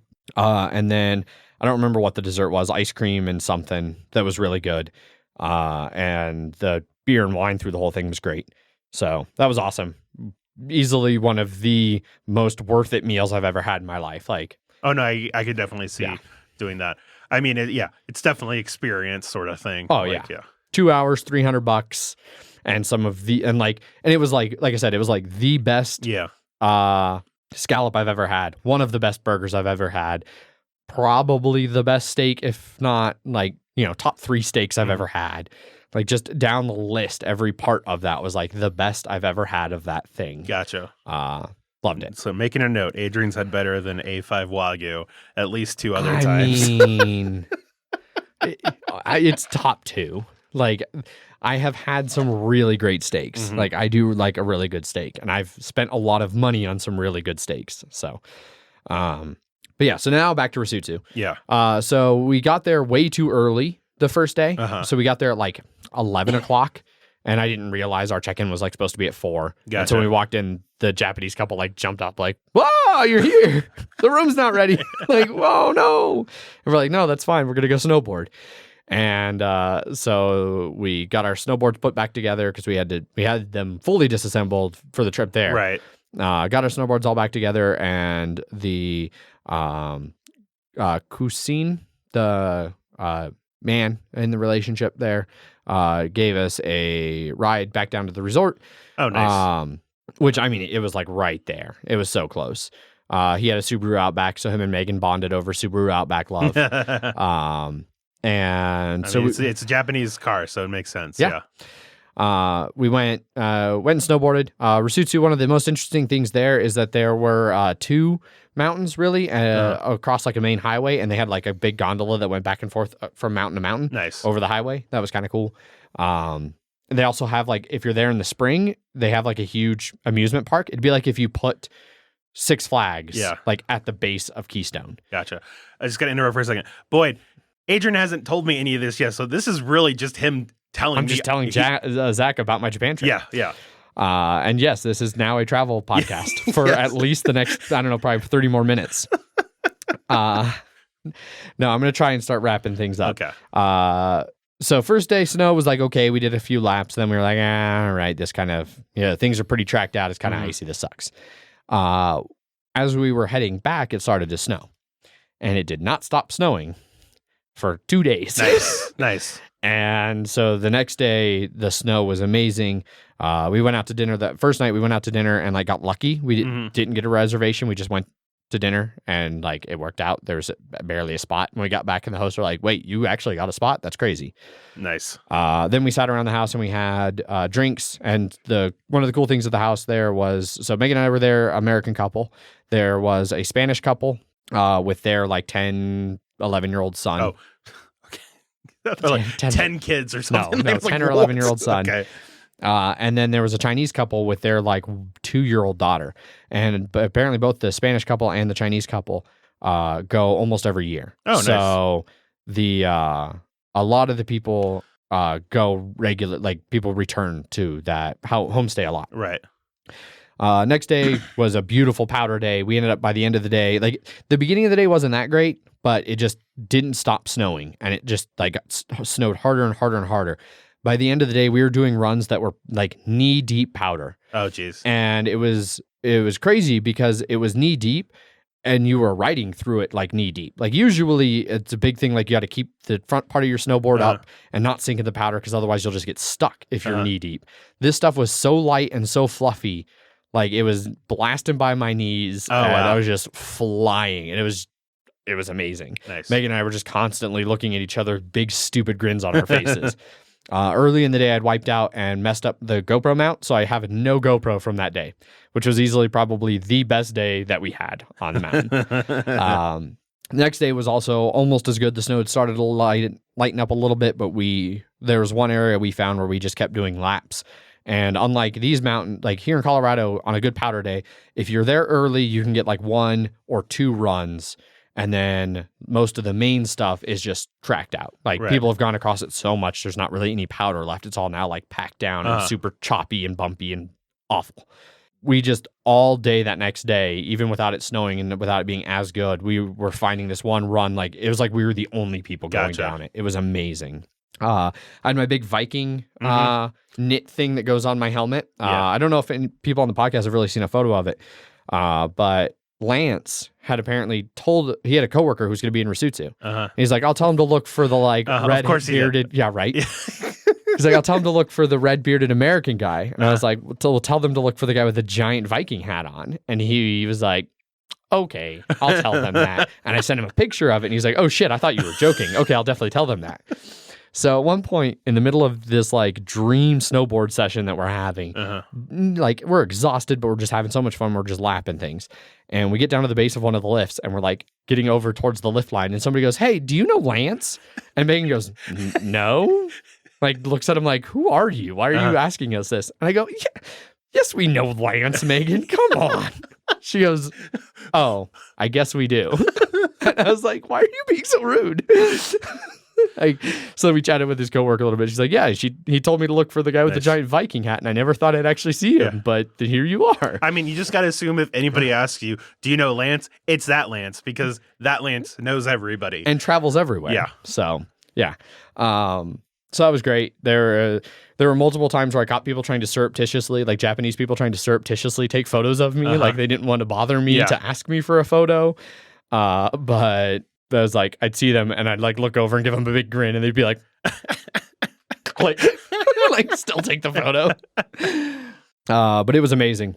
One of the coolest things about Risutsu, their chairlifts have these big like plastic domes that come down. So even though it was like crazy snowing, crazy winding, like riding the lifts was okay.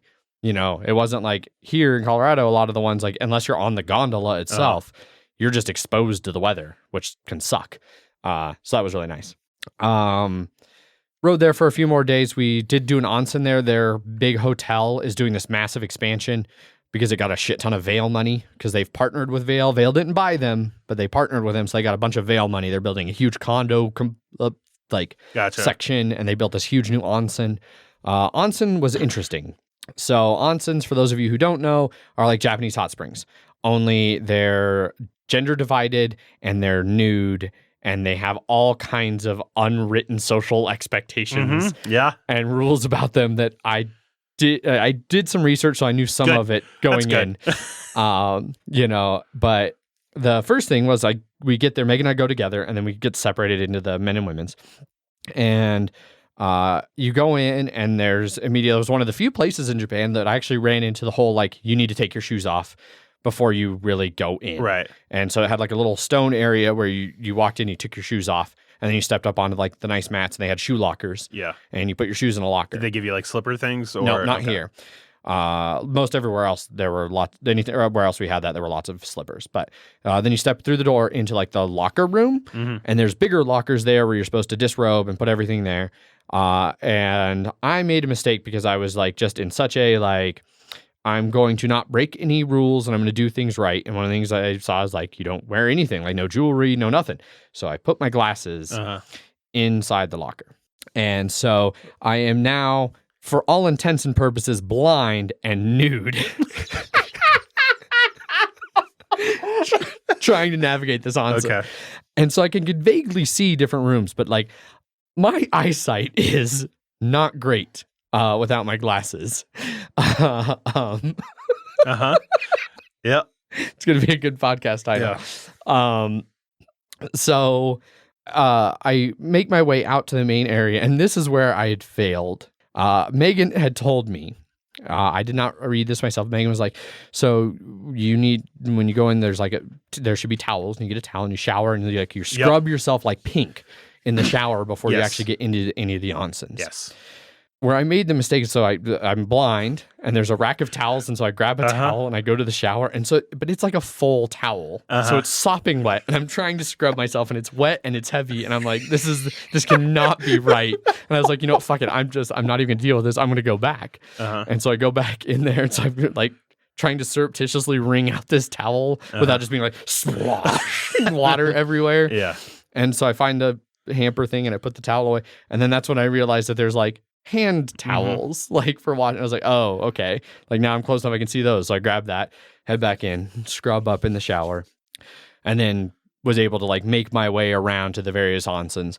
One of them was like you could go through like a set of double doors outside and they had like these laying benches in the onsen. So like you laid about neck deep and it was just dumping snow and it was like blowing in. So you'd get cold snow blowing into your face and then all the steam. And it was so steamed, combined with my no glasses and the steam, I couldn't see a fucking thing. Gotcha. But if you had your glasses, you probably couldn't see anything. I probably couldn't have seen anything anyways. I did. So that one was like a 42 degree Celsius onsen, which was nice and toasty. And then I did try the 18 Celsius one, which was brisk. And Megan and I agreed like we were going to do about an hour, but there's no way to keep time. There's no clocks, there's no watches, there's nothing. And I finally I got done enough that I was like, all right, I'm going to leave. And then as I got dressed, like I put on my glasses and like I wrapped a towel around myself and like checked out a couple of the other areas. I was like, oh, like there was this whole area where it's like vanity type things like little sink and like Q-tips and fingernail clippers and combs, and the combs all sat in these like UV kill all the bugs kind of a thing.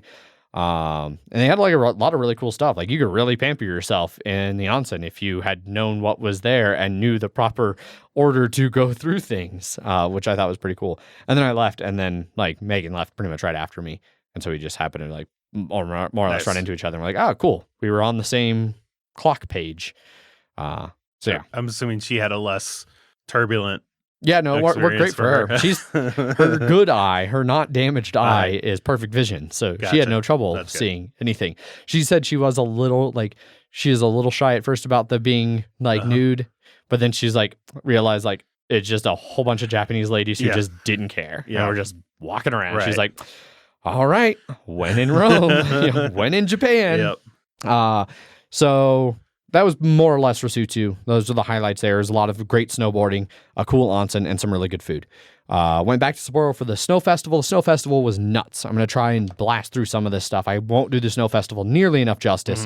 They had like 3 main areas of the town that were full of snow and ice sculptures. The ice sculptures were great. The snow festival itself was amazing. The first day we were there, it was dumping so much snow. A lot of the snow sculptures, though, you couldn't hardly fucking see them, which was weird. And then the next day we were walking through and they were like using brooms to brush them off because like the sculpture itself had been done with enough packed snow. You could just brush the powder off. They have a big international competition. One of the big snow sculptures was had to have been nearly life-size replica of a major Polish like government building or something, because this year was the 100th anniversary of Poland recognizing Japan and then like formalizing diplomatic relations.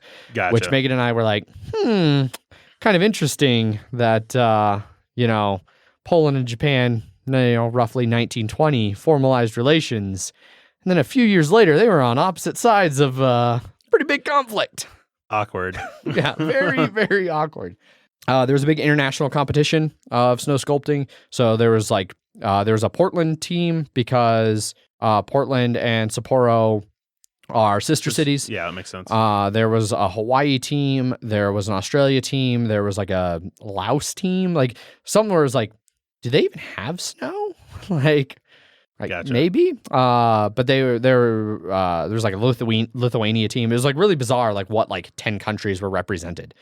But the sculptures were amazing, and like they were working on them the whole time we were there. And then our last night there, they announced the winners and everything. Nice. They had a little snowboard and ski jump competition that we watched a little bit of. That was kind of like just local kids, like a amateur level one. Are you sure you didn't? I saw that time when you jumped like 2 inches. You sure you didn't want to get in on that? I did not. I jump a lot more than 2 inches these days, but I still did not, especially seeing how often they fell. The landings were not, like the landing zone was not in good condition, and almost all of them were falling. Gotcha. But it was awesome. Sapporo had a really cool area that was like kind of like the Piss Alley, Golden Alley in Tokyo. That was like a really great food thing. But this was like a ramen alley. Nice. And it was just a shit ton of ramen shops. And they were all different. Like one of the ramen shops was like all of the different bowls of ramen somehow featured small, tiny oysters. Gotcha. Another one like was all corn, which I didn't realize how big corn was in Japan. They put corn in everything. There were random things I'd be eating and I'd be like, hey, Megan, this has corn in it. Like, like, that corn and ramen's really good. Yeah. I mean, it was great. We had like buttery ramen where they put like 2 huge slabs of butter in the ramen, and that was just, oh my God. Nice. Sapporo was also where we did, I don't know, I didn't have any sweet corn ice cream, May. I'm sure there was some. I'm sure it'd be good too. Sapporo was also where we did our cooking class. So we did a cooking class with a local. We found a website that basically it's like Airbnb, Uber, whatever, but for cooking classes. So it's like any individual can sign up to teach a cooking class. Oh, that's cool. And you can book with them. And so we booked with somebody who had a lot of really high ratings. I'm drawing a total blank on her name, but she came and picked us up at the subway and then drove us out to her very, very nice house where we did the cooking thing with her. Before the house, she walked us through 2 like really small local markets that were like way off the beaten path. Yeah. Where she gets a lot of her food. And so we got to see like all of the super, super fresh, often still living seafood. And then we went back to her house and she taught us how to make stuffed squid was the main course that we had. Oh, I saw. Okay. That picture makes more sense now. Yeah. Okay. So when I say we learned to make stuffed squid, I mean, she handed us squid and then taught us how to pull the squid apart. So you like grab the tentacles and face-ish of the squid and then like the cone and you pull and it comes apart, and the like ink sac and stomach and everything that's in the cone just slides right out. And then the cone's like this nice like rubbery, cup. Yeah. You kind of scoop out some gunk, and there's a big bit of cartilage you pull out, and then you chop the tentacles off. And like where you chop them off, you then have to like get in the middle of the tentacles and find the beak and remove it. Yeah. And then you chop up the tentacles and you mix them up with sticky rice, and then you shove them back in that cone, and then you bake it for like 45 minutes. We also, while that was cooking, we made a little like miso dish, which I didn't realize miso for all of my life, for as long as I've been having miso, I didn't realize miso was fermented soybeans. Yes. So that was an interesting thing, like learning how to make miso like right away and learning all about that. And then we made like a Japanese fried chicken, which is a lot like American fried chicken. And I think there was like a couple salad things we made that went with it. It was like a nice little big meal. And had dinner with her. And then she took us back to the train station, and then we took the train directly to the airport from there because we had a late evening flight out. What is the other one thing I know I'm missing from Sapporo? I don't know. I'll come back to it, I'm sure. Just like I went back to Tokyo. Cheese tarts. So Hokkaido cheese is apparently like a thing in Japan. Nice. Their cheese is really nice. So they have, and May had told me like to make sure and get the cheese tarts. I never found the fluffy pancakes she told me about, but we found the fucking cheese tarts. And to continue the trend of the best of blank that I've had in Japan, the cheese tart, I'd never really had like a cheese tart. So that was the best one, but that one by default. Alongside it, we had the best soft serve ice cream I think either of us have ever had in our lives. It was amazingly good soft serve. And the cheese tart was great. So we flew back to Japan, or flew back to Tokyo. We stayed one night in Tokyo before we jumped on the Shinkansen in the morning. And we stayed at a little like book and bed, which is like a library book nerd place with like little sleeping bins built into the bookshelves. Okay. It was really cool, except for the fact that the little plywood box that was the sleeping bin was 1,000 goddamn degrees because it was just a plywood box with a single like laptop fan stuck in a corner, which was not enough. Oh, I'm sure. It was not circulating enough. So that was kind of cool. It was a cozy little place, but glad we only stayed one night there. And we got in so late that we basically checked in, had like a beer there while we read books for a little bit, like thumbed through some Japanese books on the shelf, and then crawled into our hot box and slept. Got up in the morning and then immediately like jumped on a train to get over to the Shinkansen station, where we had to ended up having to pay for like first class tickets because we didn't book.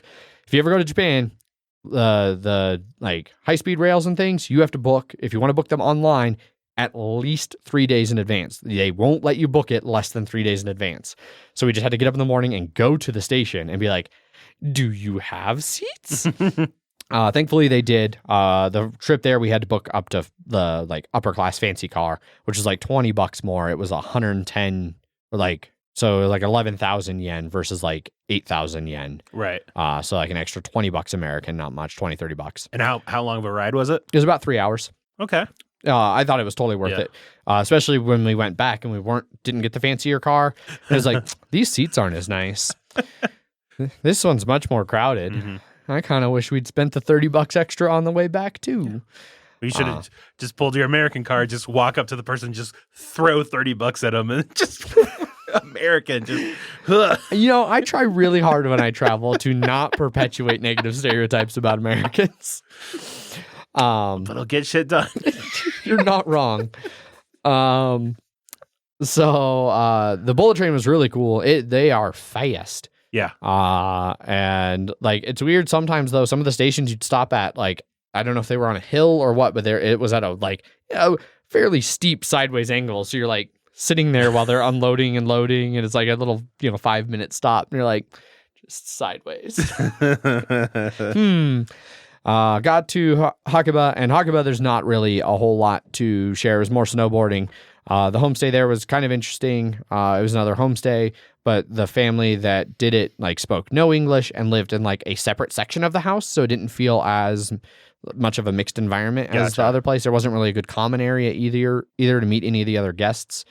We had great snow. We went to Hakuba Valley is like 10 resorts that are all under the same banner. So it'd be like if the like epic local ones were all actually just the same resort. Gotcha. But you still have to if you bought tickets individually, you can spend a lot of money and get one that lets you go to all 10, which is what was included on our pass. Or you can, for most of them, spend just for that one resort, and or some of them are like sister resorts. Like one of them we were riding at, they actually like their lifts go up this. They're on like opposite corners of the mountain, and their lifts meet at the top. So you could just be like, I'm just gonna go this way instead. Yeah, except if you only got the pass for one of them. Like on theirs, they scan every time you go to get on the lift. So if you ski down the wrong side, you're just fucked. No. And you'd like have to go back to the way back to the front to buy a ticket for the mountain you accidentally went down. I mean, that seems like a great racket right there. You're like, oh, you went down the wrong mountain. Now pay us money if you want to get back to where you were. Yeah. The one, if anybody wants to look it up, it was Hakuba Cortina. And it had the most amazing like Swiss style monster hotel chalet just right there at the mountain. That was just bonkers. Nice. It was cool. Great snow there. We caught some. They were closed the first day we were in Hakuba. They were closed, which is like a big snow day. For some reason, they had like a lot of wind at that mountain, so they kept the upper lifts closed most of the day. We went the next day and just found great snow. Nice. It was a much thicker snow, more like what we're used to here in Colorado, where we actually had to focus on keeping our boards up. I've got some great GoPro footage from that one of like me not keeping my tip up and then just tumble rolling because I'd be going fast and then I'd dip too low and then it'd catch my board and I'd just go flying. But then I flew into powder and it was fine.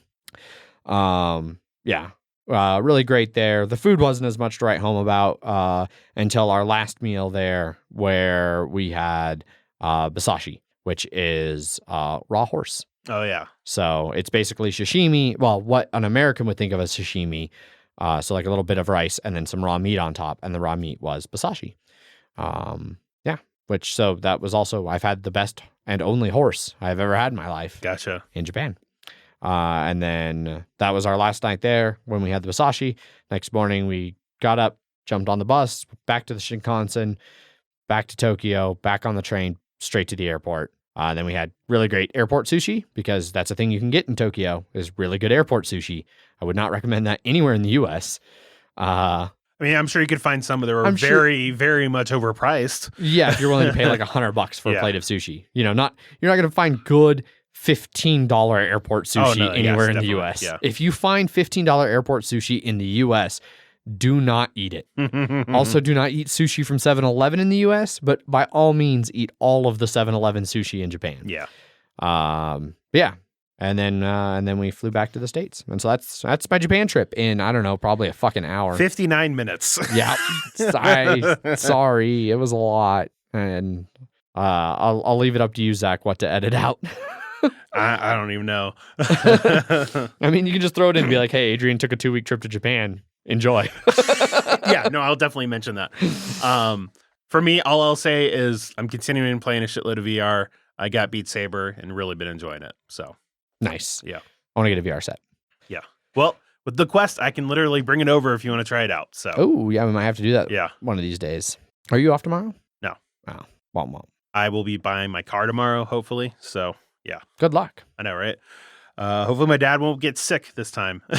Right? That was really kind of bizarre. It was supposed to be on Friday, and then he was too sick to be on the phone to be able to do the co-signing. So I had to do it. I hadn't done any lift because I was expecting to not have to do it. And then I was like, crap, I have to turn this car in on Monday now, meaning I need to do a week's worth of lift. And I was like, shit. Hence why I almost didn't make it to the route.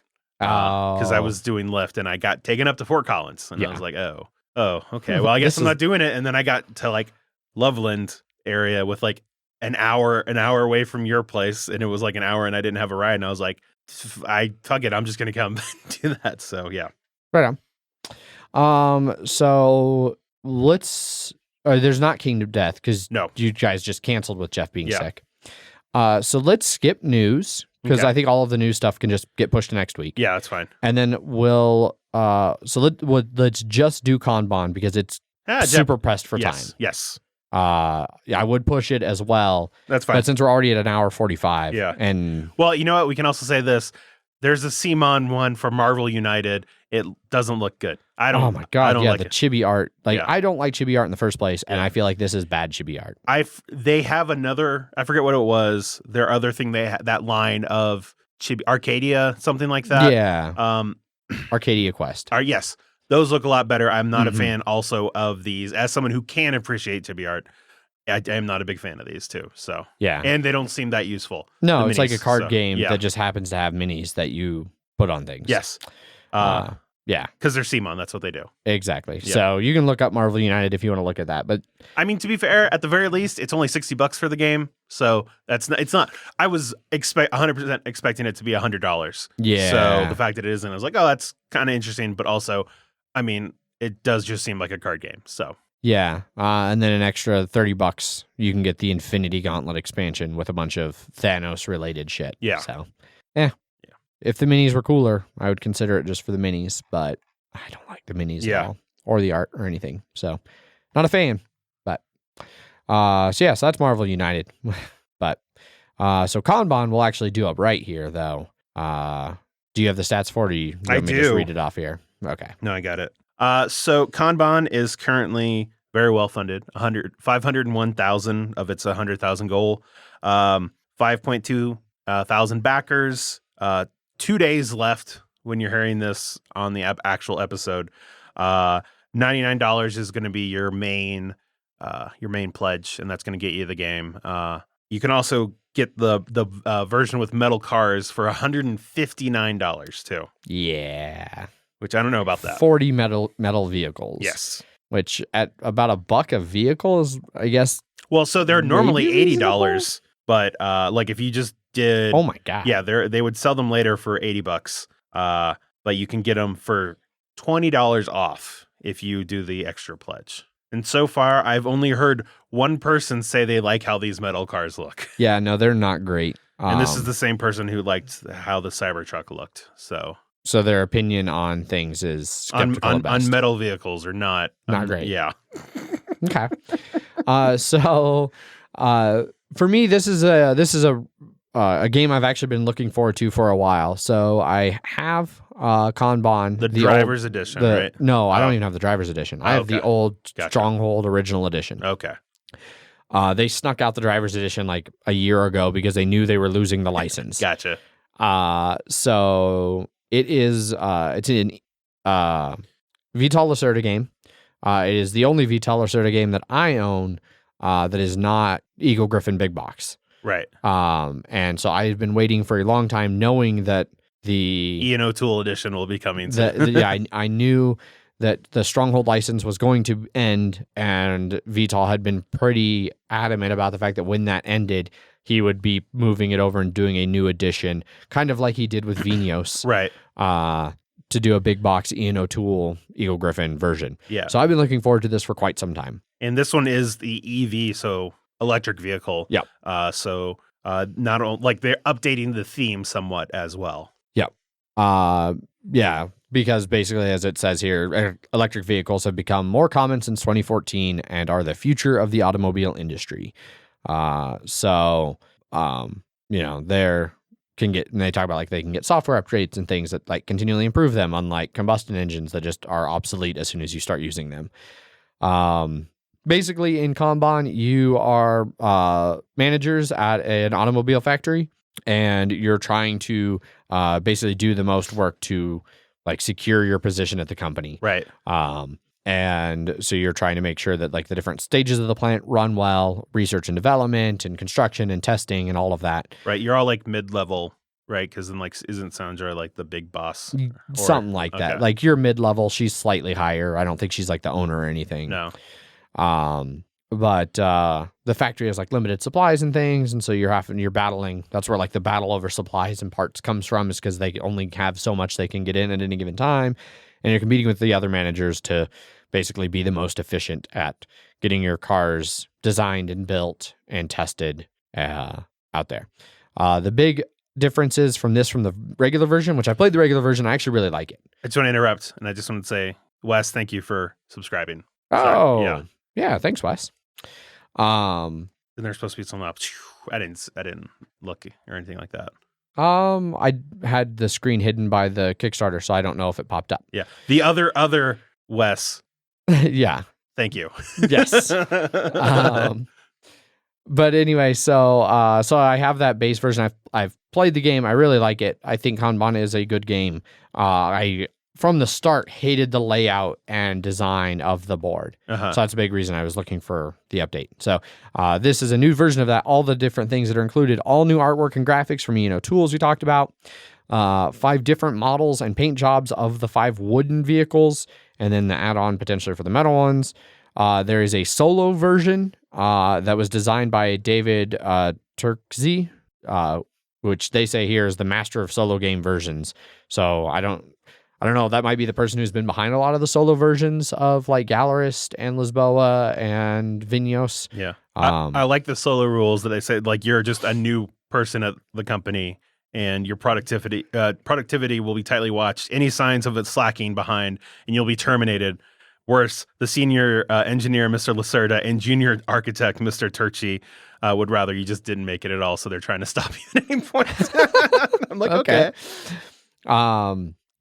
They completely redesigned like how the boardroom section works and the different chairs, because that was a very clunky, fiddly bit of the main game.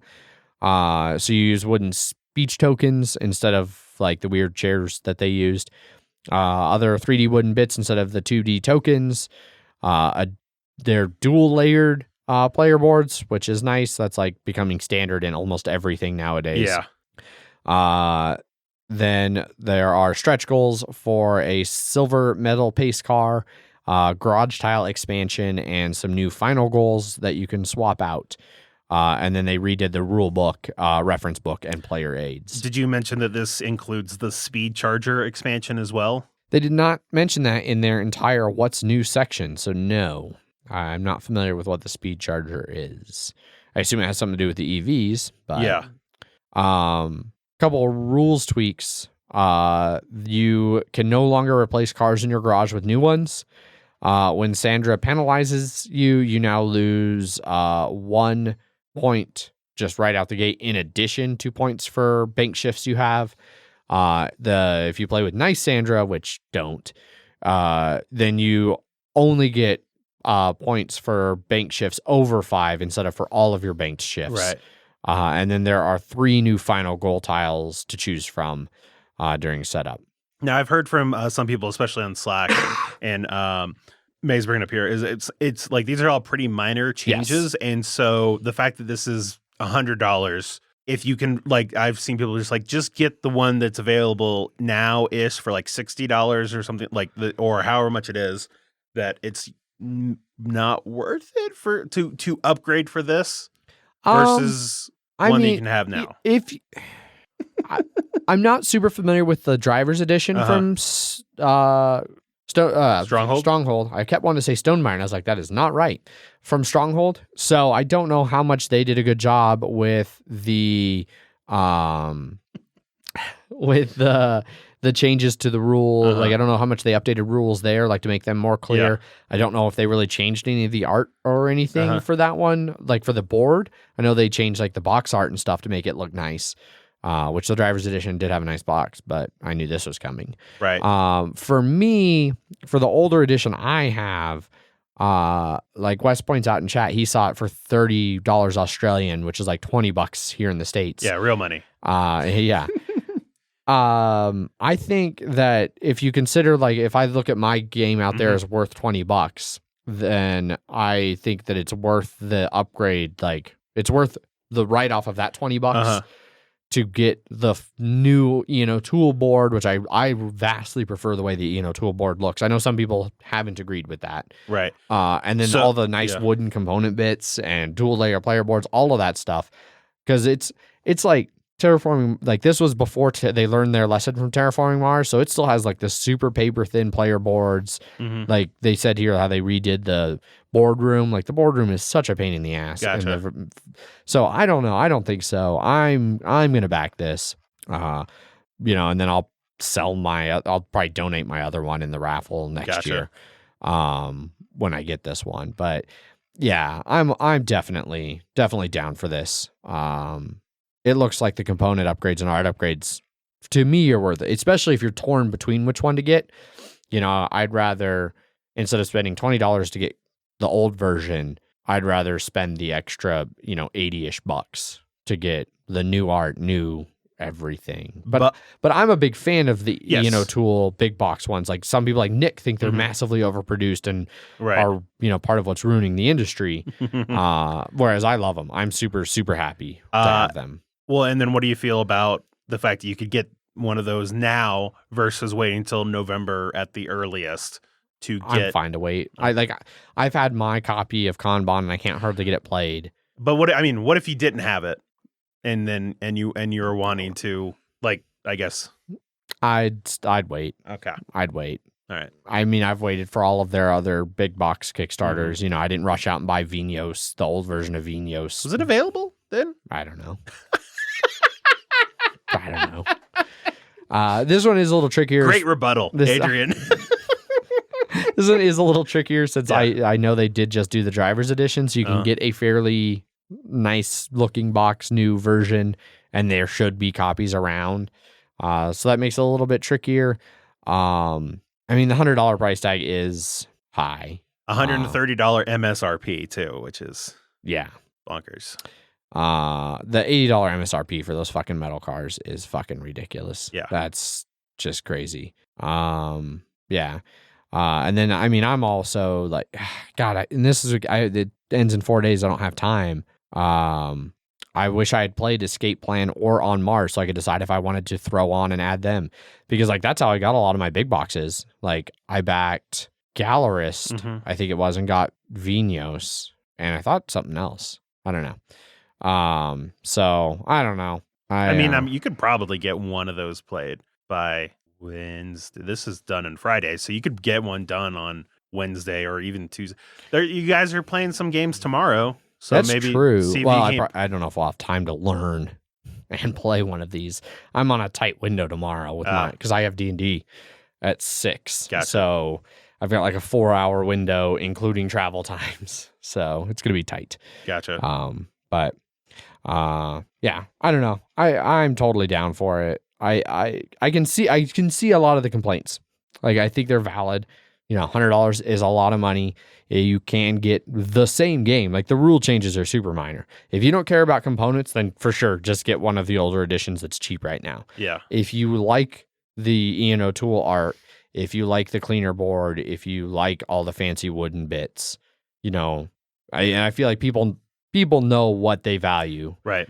In that. What do you feel about people who they already have a copy? It wouldn't be worth it to upgrade. I mean, unless you really like, obviously you. Yeah, it's hard to say because I'm going to upgrade. Right. Like for me, it's definitely worth it. But I have that kind of expendable income now. I can afford to throw $100 at this. I can afford to maybe throw, $240 at this if I decide to add on Mars or Escape Plan. Which is one of the things I like. I like that I can get their old Kickstarter editions of their games on their Kickstarters because I miss them occasionally when I don't have jobs.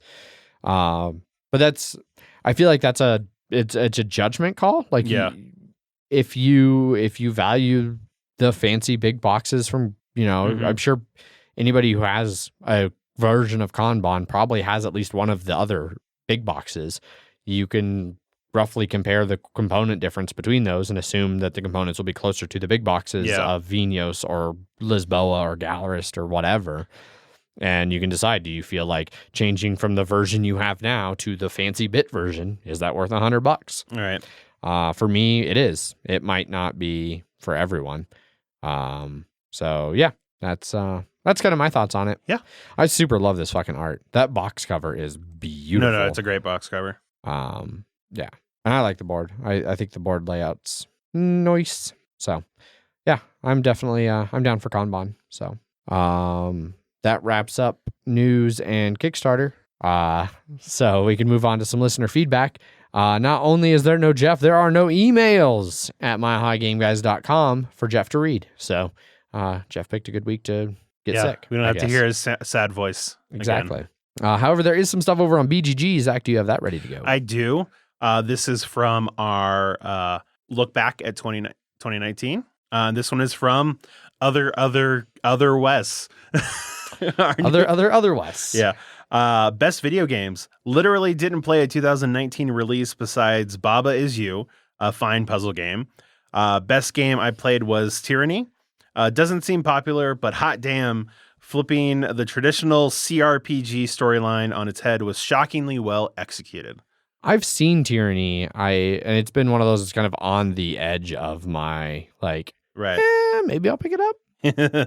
Yeah. Baba Is You is a hell of a fucking puzzle game, but Jesus, it will break your brain if you're not ready for it. Yeah. Oh, man. As is tradition, I bought mini games during Steam sales that then promptly launched Dota 2. Best components, Tapestry. The more time you spend working with Panda on matte finishes, the less time you have for playtesting.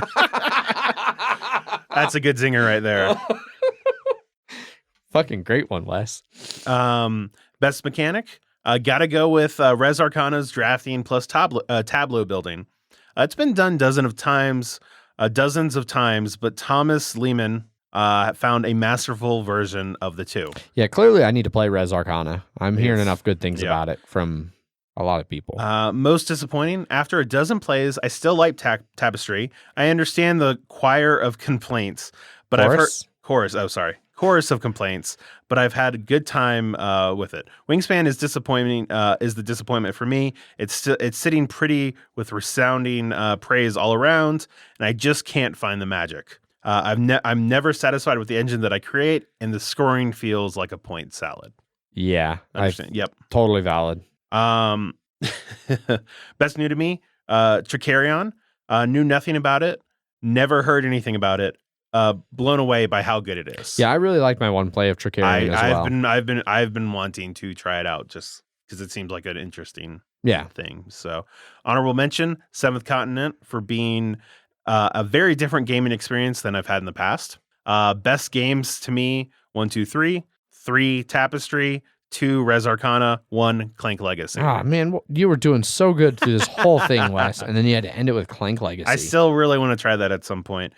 Missed opportunities, keen to try Pipeline, don't worry about it, and Taverns of Tiefenthal. Yeah, definitely don't worry about Pipeline. Yeah. Play Taverns. Yes. I feel really bad telling people not to play a game that has Tool artwork, but it's just not, I didn't like it. I didn't like it because it felt too solitaire-ish. There was only one part. It was very non-fuck you-y except for one part, which was extremely super fuck you-y. Fuck you-y. I thought that everyone was building in the same pipeline area, but you're just building on your own pipes, and I didn't find that nearly as interesting. And it was just a puzzle I didn't care to solve. Yeah. Whereas for me, I enjoyed it the first time, but then every other time I played it was like it always felt like the exact same puzzle. Like the games didn't feel in any way meaningfully different. It seemed like it was always the same things that were best. Like even with the different goals and the different a bunch of the things when you set up, you're picking out of like 4 or 5 out of 20 or whatever. But it always felt the same. Gotcha. So I'm assuming that's they rage quit after 4 games of Clank Legacy, and I've only had one person rage quit a game before. So, and they're no longer in our group, so I'm not worried about that happening here. Yeah, our group doesn't have a lot of rage quitters. It does some people who get salty, but by God, they'll see it out. And that'll be it for BGG. Cool. That pretty much wraps it up for all of our listener feedback tonight. Nothing really over on Twitter or anything like that. So if you would like to get a hold of us, there is a lot of different ways to do that. You can send us emails at milehighgameguys.com. You can get all of us over on Twitter, where I tweet under at MHGameGuys. I am Zach_MHGG, and Jeff is Jeff_MHGG. Yep. We have our Instagram account at MHGameGuys. Facebook.com/milehighgameguys, and our website, milehighgameguys.com, where you'll find links to our show notes, the things we talk about. This one, it'll be like the Kanban Kickstarter and just a huge block that says Adrian Rambles About Japan. Yes. There's also links to our Slack channel, our BGG Guild number 2731, where Zach does the episode posts, and links to things like our Twitch channel, where hopefully you're watching this as we stream it behind the scenes. So twitch.tv/MHGameGuys. We do the Wednesday recordings. We broadcast those live on Sundays, and we do Friday games. Don't know what we're doing this Friday yet, but if we figure it out by Tuesday, maybe Zach can edit it in along with the warning about my hour-long Japan ramble. Yeah. But that wraps up all the different ways to get a hold of us. I totally forgot to mention it at the start of the episode, but this episode is sponsored by our sponsors, Gray Fox Games. Their game, Tortuga 21.99, wrapped up on Kickstarter fairly recently, but you can pre-order it now, both on their website and through the Kickstarter page, if you are interested in checking out some awesome space piratey area control kind of goodness with some pretty neat components. Their little like unique capital ships are weird ships, but they're like all unique and they're kind of interesting. Yeah. And I actually really like the art that they've been putting out for Tortuga. And Jeff loves mentioning the dual layered board tiles. Yeah, the actual board, the hexes on the board are dual layered. So you can fit all kinds of the different tokens and things that go onto them and keep them in place as you move around the galaxy. So go check that out if that sounds like something that would be interesting to you. Yeah. So that I think wraps everything up for this evening. Thanks everybody for watching the stream. If you watch the stream, thanks everybody for listening to the podcast. If you listen to the podcast, and thanks to everybody who supports us in whatever way that you do, whether listening or supporting us on Patreon or subscribing to us on Twitch or any of that stuff. We appreciate all of that. Sending us emails or BGG feedback, all those kinds of things that help give us shit to talk about when we don't have Japan to ramble about for an hour. That really helps pad a 2-hour episode. It really you does. Can talk about Japan for that long. Well, you would do about 20 minutes of talking an episode, so that's you just got 3 hours or 3 episodes worth of talking done. Yeah, exactly. So. And it covered the 2 I missed. Exactly. So I have talked the same amount over the last 3 weeks as I would have. Yeah. Yep. So, hopefully Jeff is feeling better, and we'll have a live stream on Friday. Yep. And MHGG will be streaming a one-shot on Tuesday.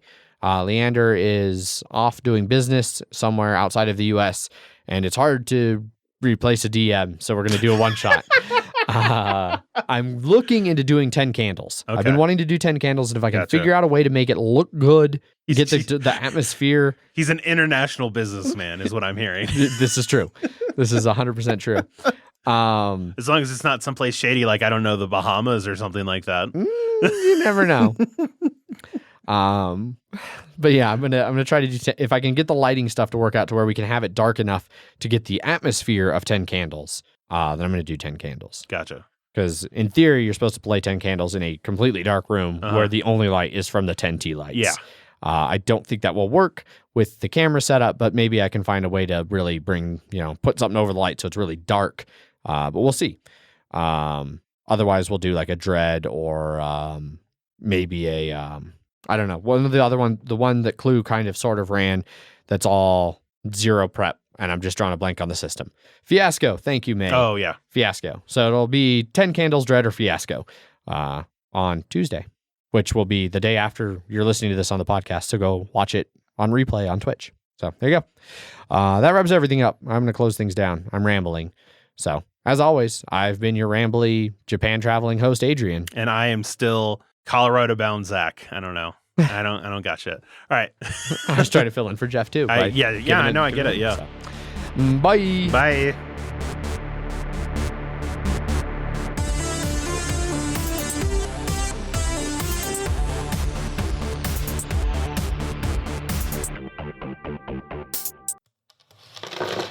Punchboard Media, where we all bring something to the table. pull up a chair at punchboardmedia.com.